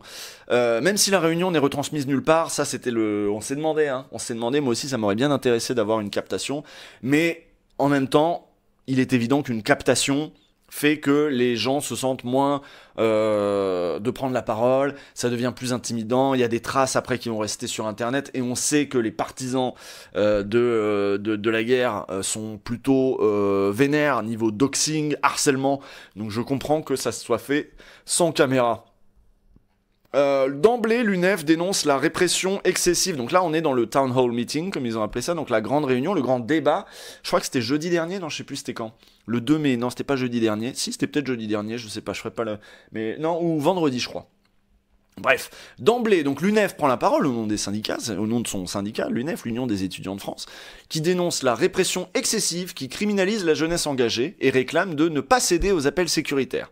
Les représentants de Nova, un syndicat transpartisan, que je ne connais pas, s'inquiètent de propos antisémites avérés et de mobilisations qui entachent l'image de Sciences Po. Bon, alors donc du coup Nova, ça m'a l'air d'être un truc... On sait pas trop. Nous demandons la libération des otages, nous condamnons toutes les violences contre les civils, clame un représentant de l'Union étudiante en anglais, rappelant que la mobilisation est pacifique. Donc voilà, donc ça c'est le juste milieu, enfin le juste milieu. En fait, pour pouvoir dire que tu réclames la condamnation de la violence contre les civils, il faut commencer par demander la libération des otages, parce que sinon on te dit ah oui mais les otages, ah oui mais les otages. Donc vu que tu sais que tu vas pas pouvoir en placer une si tu commences pas par les otages, très bien, on commence par les otages. Je vois pas pourquoi on voudrait pas que les otages soient libérés. D'ailleurs, le cessez-le-feu normalement va avec la libération d'otages, on l'a vu dans le papier juste avant. C'est des revendications qui sont pas opposées. Au contraire, elles vont ensemble et elles sont au contraire, pas celle du camp d'en face, qui réclame pas la libération d'otages, quoi. Qui réclame, qui fait style, qui réclame, enfin bon, on l'a vu juste avant.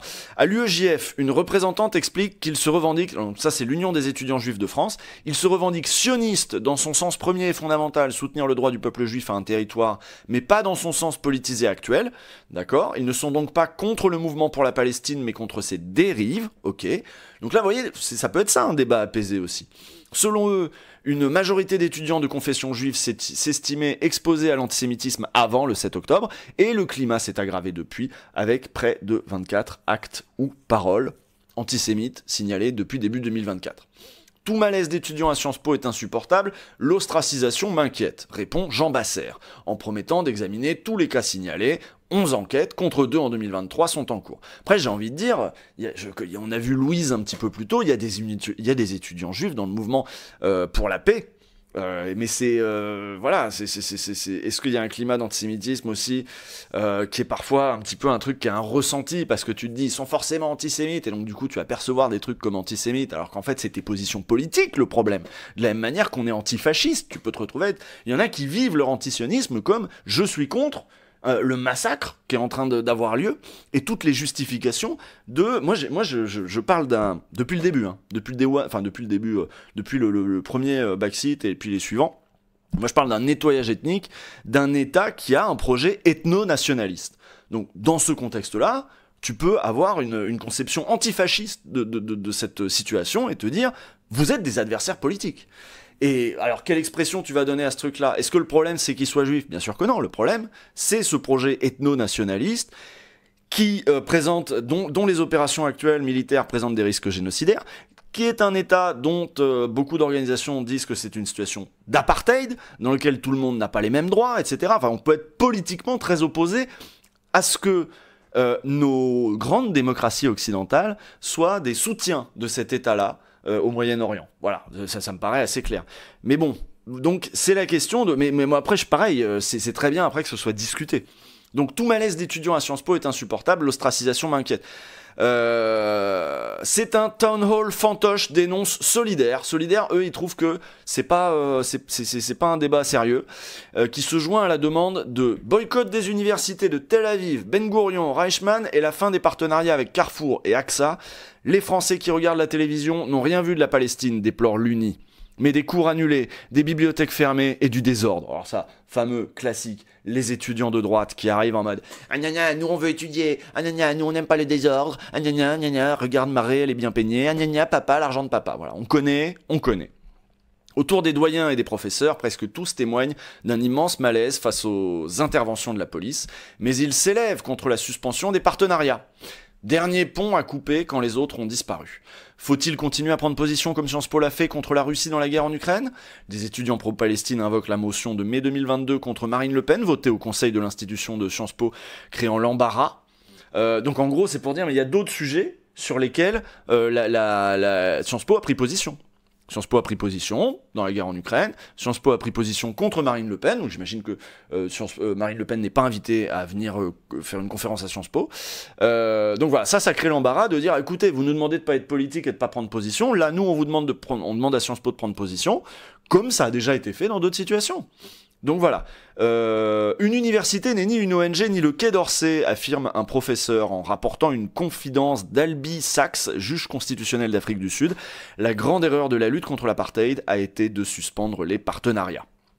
Couper le travail avec les universitaires, c'est se tirer une balle dans le pied, abonde avec la bienveillance d'une professeure qui avait 20 ans en mai 68, Nona Mayer, en lien avec l'université hébraïque de Jérusalem. Ah oui, elle travaille en lien avec l'université hébraïque de Jérusalem, donc oui, évidemment. Il faut avoir le courage de la nuance, insiste Jérôme Gage, représentant des enseignants au conseil de l'Institut de Sciences Po, inquiet que la mobilisation pour la cause gazaoui devienne le cheval de Troie d'un boycott systématique d'Israël.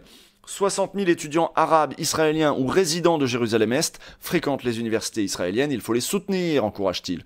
Bah oui, bah oui. Donc les étudiants des campus, enfin je dis bah oui, moi je suis pas tout à fait sensible à ces arguments-là, hein, pour tout vous dire. Des étudiants des campus de région se font porte-parole de leurs camarades de Menton, donc il y en a qui sont montés. Alors des campus, c'est de toutes les facs ou seulement des IEP ? Donc des étudiants des campus de région se font porte-parole de leurs camarades de Menton absents du débat. Ces demandes ne sont pas le fait d'une minorité de radicaux, insiste une élève de Dijon. Une autre, du Havre, dit avoir recueilli 200 signatures sur les 320 étudiants du campus. Relais. Moi, en effet, c'est une revendication que moi j'ai entendue jeudi dernier à Tolbiac, etc. Enfin, ça avait été voté en AG, le truc de la suspension des partenariats. Donc après, évidemment, ça peut être discuté. Par contre, c'est pas une revendication si minoritaire que ça. Relais, le soutien pour la Palestine n'est pas le soutien d'une minorité, voilà, parce que ça a été dit aussi, de toute façon c'est des minorités excitées, machin. Professeur à Sciences Po et vice-président du mémorial de la Shoah, François Heilbronn s'est assis à la place de David Griltz, étudiant franco-américain tué en 2002 par une bombe du Hamas, et se souvient d'un débat organisé ici il y a longtemps, où tous les négociateurs des accords de Camp David en 1978 étaient présents, d'accord. Donc lui il dit en gros il y a déjà eu un autre débat ici. Après un débat riche de 2 heures, le town hall touche à sa fin. C'est alors qu'un incident électrise l'atmosphère. Ah putain, qu'est-ce qui se passe ? J'avais pas lu ça, moi je sais pas comment ça s'est passé leur truc à Sciences Po.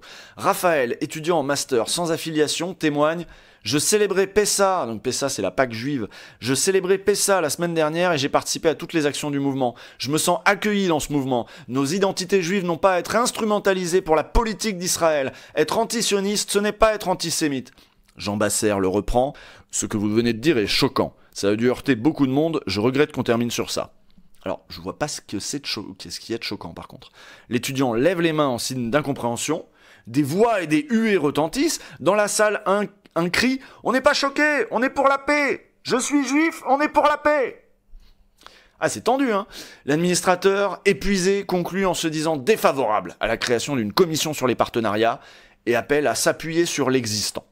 Les étudiants se rendent dans le hall pour scander « Basser, casse-toi, Sciences Po n'est pas à toi, Israël assassin, Sciences Po complice » et toujours le slogan « From the river to the sea ». Debout sur la péniche, ils promettent, donc la péniche c'est le hall, ils promettent d'étendre aux universités et aux lycées de France le mouvement qui a gagné les IEP, les instituts d'études politiques de Strasbourg, Rennes, Grenoble, Lyon ou la Sorbonne, puis préparent des déclarations à livrer aux caméras de télévision qui attendent à la sortie. Membre de l'association Printemps Républicain. Alors lui, on l'a beaucoup vu, lui. On l'a beaucoup vu. Lui, évidemment, il est à Sciences Po et il est au Printemps Républicain. Donc, à votre avis, qu'est-ce qu'il va dire ? Évidemment, Printemps Républicain, les islamophobes en chef. Maxime Lott a apprécié que la direction ait dénoncé une ostracisation des voix minoritaires. Dans un coin, Sarah distribue des tracts découpés à la va-vite. Critiquer les actes de l'État d'Israël n'est pas antisémite. Cela nous heurte, nous les Juifs qui ne cautionnons pas la mort de 35 000 Palestiniens, argumente-t-elle, au nom des alumni pour la Palestine. Donc les alumni, ce sont les anciens élèves. C'est intéressant parce qu'il y a quand même... L'article montre quand même qu'il y a beaucoup d'étudiants juifs anti-sionistes, quoi. C'est comme ça en tout cas qu'eux-mêmes se présentent, ou en tout cas qui sont dans le mouvement pour la paix, et que c'est quand même assez difficile, et que le débat nous avait quand même été considérablement déformé, tel qu'il nous a été présenté sur BFM TV par exemple. À la lisière du hall, 2 jeunes débattent vivement. Pourquoi dire intifada dans vos slogans ? C'est un appel au massacre. Qui dit intifada ? Ah, il y en a peut-être, hein, tu me diras. Déplore l'une d'elles, engagée à l'Union des étudiants juifs de France. L'intifada, c'est aussi un symbole de révolte et de libération, répond son camarade, kéfié sur les épaules. Donc l'intifada, si je me souviens bien, c'est à la fin des années 80, et l'intifada, dans l'histoire de la résistance palestinienne, c'est lié à des images de jeunes hommes qui, avec des cailloux, vont lutter contre des tanks israéliens, et donc c'est en effet lié à une image de courage, dans l'imaginaire de la résistance palestinienne, c'est quelque chose d'assez fort, mais c'est évidemment insupportable comme mot. Intifada veut dire résistance, tout simplement. Soulèvement, hein. Soulèvement, on l'a appris sur Public Sénat. Donc la première intifada a mené aux accords d'Oslo, donc à un processus de paix, affirme le jeune homme. Donc parfois le soulèvement peut amener à un rapport de force qui se bouleverse un petit peu.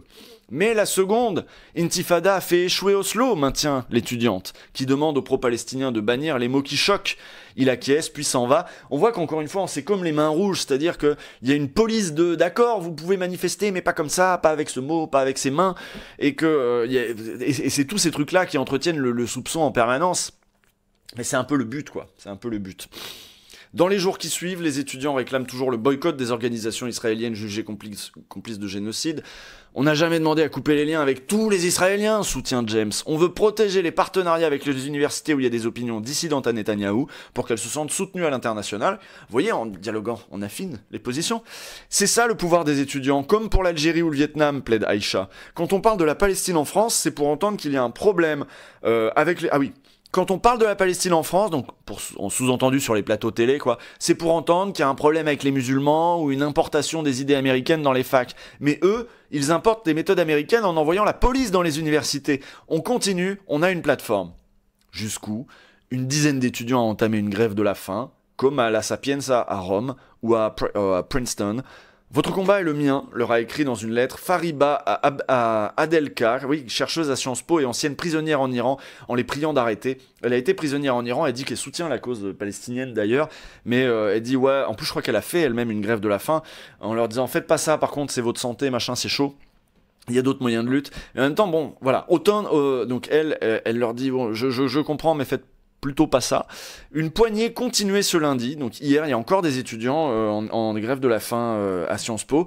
Au Town Hall, Jean Basser avait pourtant averti qu'il ne céderait pas, en rappelant si besoin les forces de l'ordre.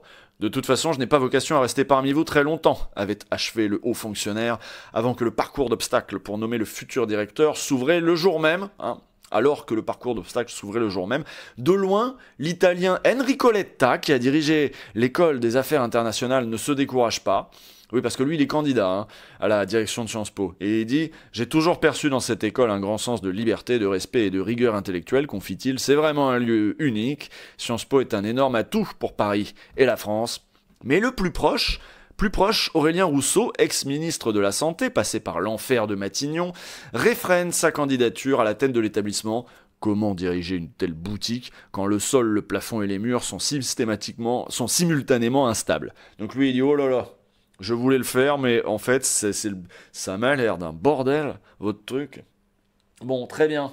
Fallait que je fasse l'accent italien. Je sais plus quel accent il faut que je fasse, quel accent il faut que je fasse pas. Bon, bah c'était pas si mal ce récit d'Ivan Trippenbach, il me semble. Je sais pas qu'est-ce que vous en avez pensé. Moi, je trouve que j'ai appris pas mal de choses sur la manière dont ça s'est tenu et tout. Et c'est assez nuancé. J'aimerais que tout le monde lise ce truc-là avant d'aller sur les plateaux pour nous dire ce qu'ils pensent de ce qui se trouve à Sciences Po. C'est plutôt pertinent. Alors, je sais pas si on a complètement le temps de lire l'article sur la Chine et tout, parce que alors là, celui-là était quand même super long comme article. Je pense qu'on va finir. Moi, j'ai pas pris de pause. Là, ça fait 1h40 que je parle non-stop. J'ai peut-être envie de fumer une clope. J'avais mis une petite vidéo de côté pour vous. Figurez-vous. Figurez-vous qu'hier est mort Bernard Pivot. Quand même, c'est pas de la merde. Et alors, évidemment, le truc un peu... Oh putain, j'ai des notifs de partout, là. Qui c'est qui me parle? Tout le monde me parle. Arrêtez, je travaille, je fais le live. Tac... De toute façon, je vous le dis, je ne vois les notifs que des gens que je suis. Parce que vous n'imaginez pas le nombre de fachos qui te mentionnent juste pour t'insulter ou je sais pas quoi. Moi, je ne vois les notifications que des gens que je follow au préalable, que mes mutus sûrs. Voilà. Alors, attendez, je voulais retrouver le truc de BHL, là, parce que c'est quand même extraordinaire. Voilà, hop. On va aller sur Twitter, 2 secondes, le réseau maudit, le réseau de l'enfer. Nous y voilà. Voilà, Bernard-Henri Lévy a rendu hommage à BHL. Ben en fait, oui. En fait, Bernard-Henri Lévy a rendu hommage à BHL. Parce qu'en fait, il voulait rendre hommage à Pivot. Et il écrit « Personne dans le monde littéraire à qui je doive autant qu'à Bernard Pivot. Reposez en paix, homme livre. » Et oui, non, très très bon lapsus, hein. Ce à quoi je réponds, ah ouais, son hommage à Pivot, lui, c'est de mettre un passage où c'est lui qui parle, il est incroyable. Et en fait, de loin, j'avais vu l'image, et vous savez que j'ai fait un Mes chers contemporains sur BHL, où cette émission de Pivot était précisément mon point de départ à l'époque. Donc, on va se réécouter ce passage de BHL qui s'écoute parler, et vous allez voir, pour ne rien dire, vous allez voir, c'est incompréhensible. Si vous n'avez pas le contexte, l'extrait qu'il a mis de lui-même est complètement incompréhensible. Écoutez. Pas la communion. Bernard-Henri Lévy, je voulais savoir, alors vous, on vous accuse... Pour le contexte, en face de lui, je crois que ça, c'est Maurice Clavel, un intellectuel plutôt catho de gauche, il me semble. Pas la communion. Bernard-Henri Lévy, je voulais savoir, alors vous, on vous accuse donc d'être pessimiste et de refuser la science. Je voudrais que vous... Alors, c'est génial hein, avec sa clope et tout, enfin, c'est le BHL tout neuf. Et je me suis demandé, il y en a qui peuvent regarder, parce que j'ai eu la flemme de faire le calcul, je me suis demandé si j'étais plus vieux que ce BHL-là. J'ai l'impression qu'en fait, il a une aisance, un aplomb, une arrogance, une assurance que je n'aurais jamais. Tu vois, quand j'étais plus jeune, je me disais peut-être plus... Mais là, je suis persuadé qu'il est super jeune. Je suis sûr qu'il doit avoir 10 ans de moins que moi, là-dessus. Il doit avoir, je sais pas, 25 piges, 28. Moi, j'en ai 38, hein, c'est pour vous dire. Et je me dis, mais je n'aurais jamais cet aplomb. Moi, je m'écoute quand je fais des interventions sur les plateaux, quand je revois des bouts de backseat, et je suis là, putain, c'est chaotique quand je parle. Non, il a pas 19 ans. C'est pas possible. Ça date de 87, il a 29 ans, voilà, il a 29 ans. Il a 10 ans de moins que moi, c'est bien ce que je pensais. C'est terrible, hein. C'est terrible. Et moi, c'est chaotique, je lâche j'ai des tics de langage, je dis gna gna gna, etc. J'arrête pas de dire etc. C'est insupportable. Et lui, il est là. Écoutez cet aplomb. Pas la communion. Bernard-Henri Lévy, je voulais savoir, alors vous, on vous accuse donc d'être pessimiste et de refuser la science. Je voudrais que vous répondiez. La science, bon, d'une part, j'ai jamais parlé de la science ni dans le livre ni ailleurs. La question du pessimisme, c'est important. Un instant. La science, c'est la Gestapo. Un instant. Je n'ai jamais dit que j'étais contre la résistance. écrit, et que Par exemple, tu vois, là, rien que ça, je me revois, c'est ce soir, me faire couper la parole et pas oser la reprendre. Lui, il se laisse pas couper la parole, il fait s'il vous plaît, un instant, je parle. Et il ne s'interrompt pas dans sa phrase, mais il est super fort. Vous Hein. ne croyez pas à la résistance, j'ai même La dit tout le science, c'est la contraire. Gestapo. Un instant. Et c'est là-dessus que se termine mon livre, il ne faut même pas dire des bêtises. C'est là-dessus que se termine mon livre. Je dis que précisément, parce que je suis pessimiste, parce que je pense que le monde où nous vivons a toutes les chances de sombrer dans la barbarie, pour cette raison-là, la seule politique qui tienne aujourd'hui est une politique de résistance, et de résistance à cette barbarie.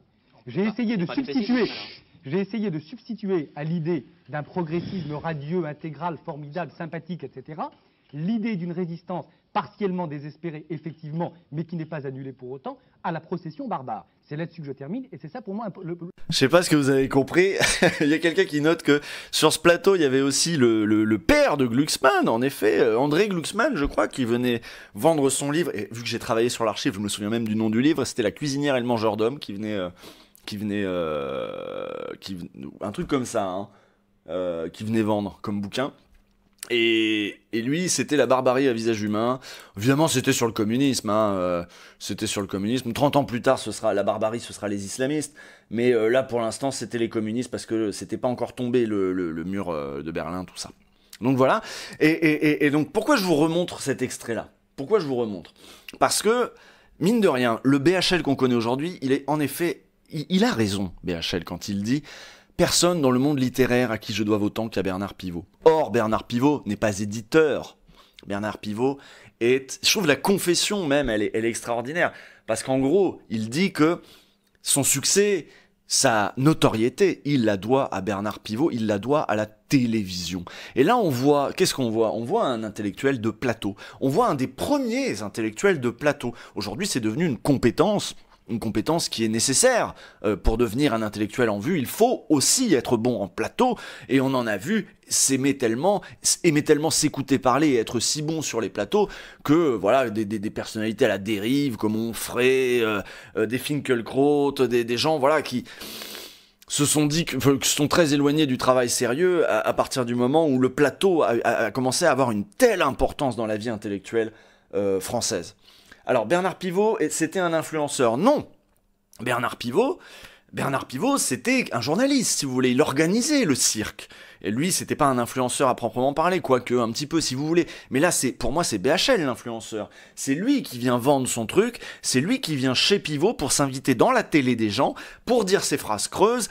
Et ce à quoi il est bon, c'est précisément à ça, c'est faire ce petit numéro de cirque, le cirque médiatique. Donc, j'ai trouvé ça super intéressant qu'ils disent personne dans le monde littéraire à qui je dois autant qu'à Bernard Pivot. Et Or, Bernard Pivot n'est pas quelqu'un du monde littéraire, c'est quelqu'un de la télévision. Il reconnaît en creux que lui-même est un intellectuel pour la télévision et de la télévision. Donc je trouvais ça assez significatif. Et puis il y a parce qu'en fait, ça nous dit beaucoup de l'œuvre de Bernard Pivot. Et en effet, Bernard Pivot a rendu des débats intellectuels, intelligibles. Il a créé des. Alors là, on parlait de Léa Salamé ces derniers jours, qui se vantait de ne pas faire de journalisme, mais de créer des moments. Et s'il y en avait bien un qui créait des moments, c'était bien Bernard Pivot et son émission où, ah tiens, pour la première fois, on s'est dit des intellectuels à la télévision, c'est pas forcément chiant, parce que jusque là, les intellectuels, alors il y en avait à la radio qui parlaient très lentement, qui utilisait des mots savants, très très compliqués, en face d'un journaliste qui essayait de le relancer. Et donc vous disiez dans votre cours au Collège de France que oui, car dans mon dernier livre, et c'était très long, et c'était très chiant, et c'était la radio. Bernard Pivot, il dynamite le truc.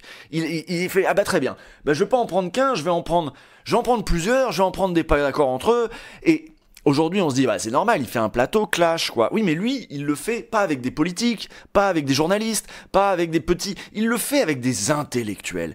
Et il descend l'intellectuel de son piédestal pour le mettre au niveau de la table basse de son émission, apostrophe.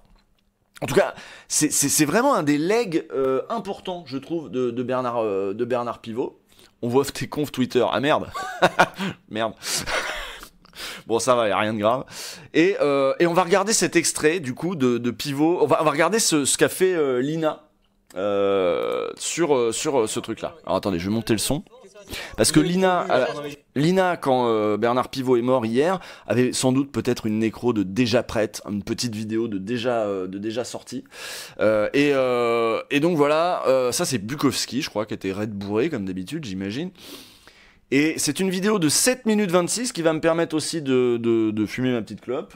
Encore qu'il est moins le quart là. Moi je vous quitte dans un quart d'heure, mais on termine là-dessus.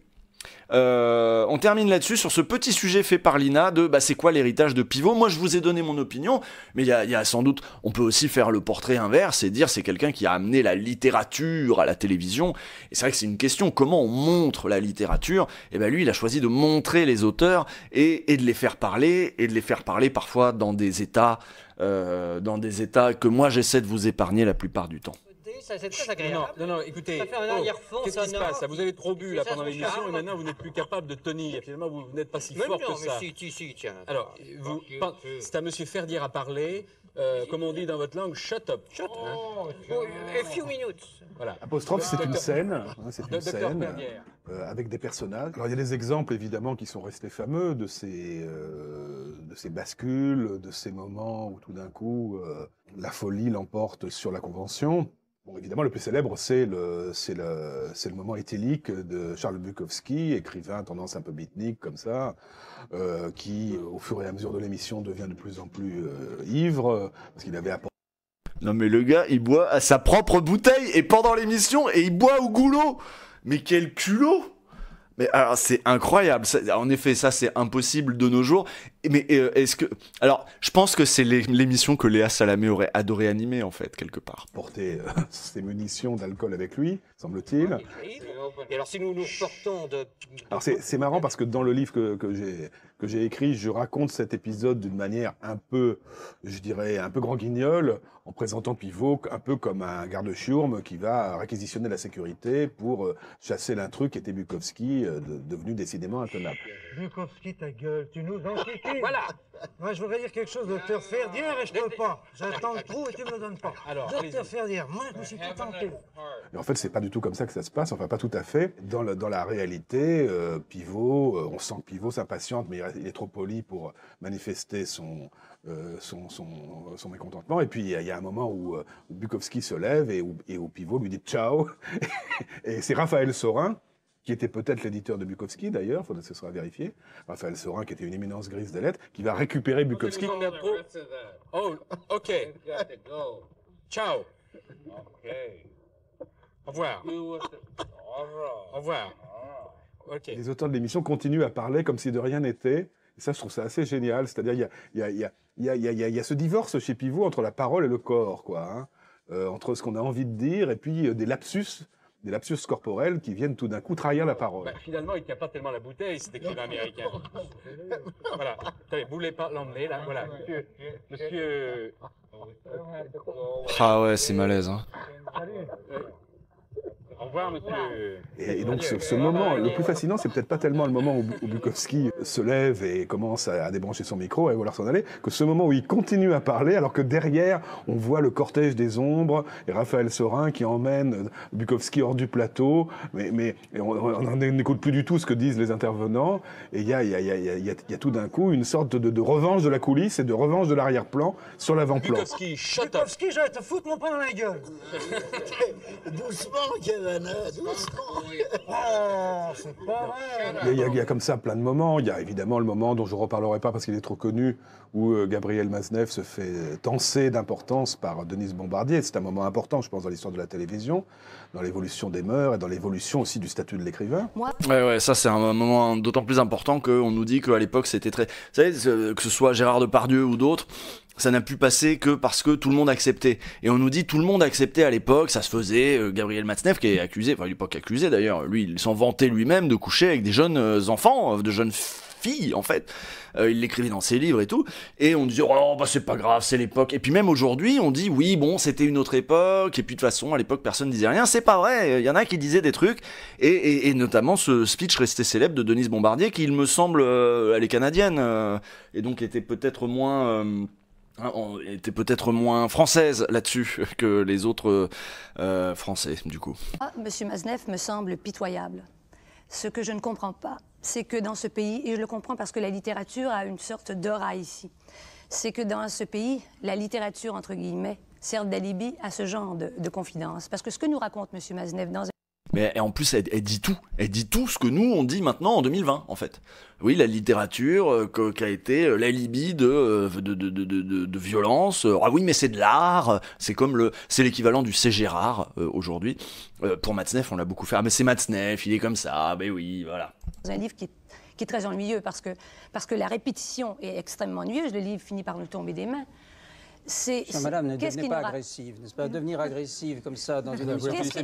Monsieur Maznev nous raconte qu'il sodomise des petites filles de 14 ans, 15 ans, que ces petites filles sont folles de lui. On sait bien que des petites filles peuvent être folles d'un monsieur qui a une certaine aura littéraire. D'ailleurs, on sait que les vieux monsieur attirent les petits-enfants avec des bonbons. Monsieur Maznev, lui, les attire avec sa réputation. Mais par exemple, j'aurais plutôt envie de m'attarder sur un clash que j'ai découvert. Alors ça, pour le coup, je ne l'ai pas vu à l'époque, mais j'ai découvert plus sur le tard avec un jeune disciple. Roger Perfit était un écrivain qu'on regardait beaucoup, Cyril et moi, parce que c'était un personnage coruscant, comme aurait dit Jean Lorrain, méchant. Moi, je sais pas ce que ça veut dire. Hein. Moi, je pense à Star Wars quand je vois Coruscant. Cherchant, mordant le mollet de ses collègues, cherchant toujours des coups à tout le monde. Ah, intéressant Je ça. pourrais y ajouter une aventure thaïlandaise, n'est-ce pas? Quand nous nous sommes rencontrés il y a 20 ans, exactement, à Bangkok. Je vous ai servi un peu de courtier là, pour une aimable aventure. Oui, il y a un effet rayon X dans l'apostrophe. Les écrivains apparaissent dans leur masque, mais aussi dans leur vérité, et une vérité qui peut se révéler assez pathétique. C'est le cas dans une émission notamment où Jean d'Ormesson, qui était quand même un homme de télévision brillant, je ne vais pas dire un grand écrivain, mais un homme de télévision brillant, se retrouve confronté à Roger Perfit. Alors, coruscant, j'en allais regarder la définition, évidemment. Rare, hein, c'est un mot plutôt rare, en effet. Donc, brillant, éclatant, étincelant, se dit voilà, d'un écrivain. Donc voilà, un personnage étincelant. Et Roger Perfit, qui se sent quand même un peu méprisé par d'Ormesson, va essayer de fouiller les poubelles, justement, en lui rappelant des souvenirs communs un tout petit peu sulfureux. d'Ormesson ne va pas se déstabiliser pour autant. Je m'empresse de dire que c'était une charmante masseuse thaïlandaise. C'est vrai que... dont je vous ai donné l'adresse, et comme le nom était très difficile, c'est vrai je l'ai écrit sur un bout de papier. Peut-être, à cette époque, c'est bien vrai que peut-être à cette époque, je ne vous méprisais pas autant qu'aujourd'hui. Ah, merci du compliment. L'opposition entre le côté dame pipi de Perfit, c'est le mot qu'emploiera plus tard d'Ormesson, et le côté très extrêmement calme avec lequel d'Ormesson le remet à sa place est assez impressionnant. Un de vos collègues, j'ai interrogé sur votre activité à l'UNESCO là, ces jours-ci, quand même pour savoir. Et on m'a dit que votre bureau à l'UNESCO était toujours vide, n'est-ce pas? Que la revue Diogène que vous publiez, on n'en a jamais vu un exemplaire, et on en chercherait en vain un exemplaire autant que Diogène avec une lanterne cherchait un homme dans Athènes. Et par conséquent, vous avez l'art de vivre, et je vous en félicite. Je vous remercie. Et... Ce qui est impressionnant surtout... Il dit qu'il branle rien, qu'il va aux putes et que son bureau prend la poussière pendant ce temps. C'est à quel point tout d'un coup la parole de l'écrivain s'effondre et à quel point quand on regarde Perfide dans cette émission, on a l'impression d'une marionnette qui se désarticule, un peu comme Maznev dans l'émission avec Bombardier, quoi. Tout d'un coup, la terre tremble. La terre tremble, parce que l'enjeu est quand même immense, ils sont en direct, ils savent très bien que cette émission est suivie par des millions de téléspectateurs, et on a l'impression qu'ils cherchent absolument à reconstruire sa stature, en disant mais j'ai des lecteurs, je suis admiré dans le monde entier comme un écrivain libre. Il essaie de reconstruire son image, alors qu'elle s'effondre en direct. Ça, c'est quand même un effet apostrophe très fort, cet effet corrida. Vous n'avez rien à répondre? Oh, non, franchement, rien du tout. Ouais. Moi, Mais attaquer Marguerite Yourcenar et Caillois, c'est des choses que, pour ma part, je supporte très difficilement.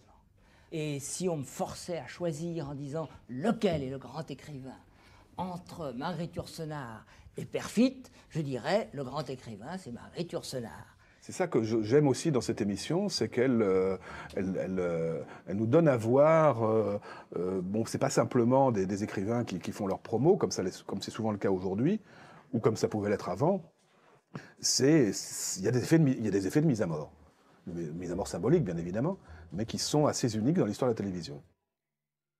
Eh ben voilà, très bonne petite vidéo de Lina qui nous replonge dans une ambiance très sympa. Voilà, merci d'avoir suivi ce live, on va s'arrêter là pour aujourd'hui. C'est pas mal, on a parlé, bon on n'a pas pu tout faire, on a fait 2 articles sur 4, c'est de pire en pire, mais en même temps l'article sur Sciences Po était à la fois très long et très intéressant, donc je ne regrette rien. J'espère que vous n'avez pas perdu votre temps, vous non plus. Je vais vous faire raider, je vais vous envoyer chez La Petite Voix, tiens, qui fait un truc sur l'Inde, là apparemment, soft power indien. Qu'est-ce que le quoi? Une discussion. Elle reçoit des invités, et là elle reçoit, j'imagine... Ah oui, c'est pour poursuivre sur la vidéo qu'il y avait eu de Bolchegeek, hein, La Petite Voix de Bolchegeek, pour poursuivre sur la discussion qu'il y avait eu sur les films indiens. Il y avait eu un épisode de ça, je crois que c'était pour l'UMA, si mes souvenirs sont exacts. Et que donc, du coup, il y avait peut-être d'autres spécialistes qui avaient des trucs à dire sur le cinéma indien. Donc ça va parler plutôt de ça, je vous envoie là-dessus. Moi, je vous retrouve peut-être jeudi prochain dans Backseat, c'est pas dit. Il me semble que l'invité est assez cool, si mes souvenirs sont exacts. Et si je suis bel et bien là la semaine prochaine dans Backseat, c'est pas dit. Mais c'est un peu ça le projet, et la France a peur pourrait très bien aussi être le lendemain de Backseat. Donc il y a un monde dans lequel j'enchaîne les deux, et comme ça je fais 2 jours à Paris, jeudi soir Backseat et vendredi soir la France a peur. Mais c'est pas dit parce que faut que les invités confirment pour l'un comme pour l'autre. Mais c'est pas improbable que ça se passe comme ça. Voilà. Est-ce que c'est bon le raid? J'ai cliqué ou pas? J'ai cliqué, je clique. Voilà. Et après, j'ai juste à confirmer.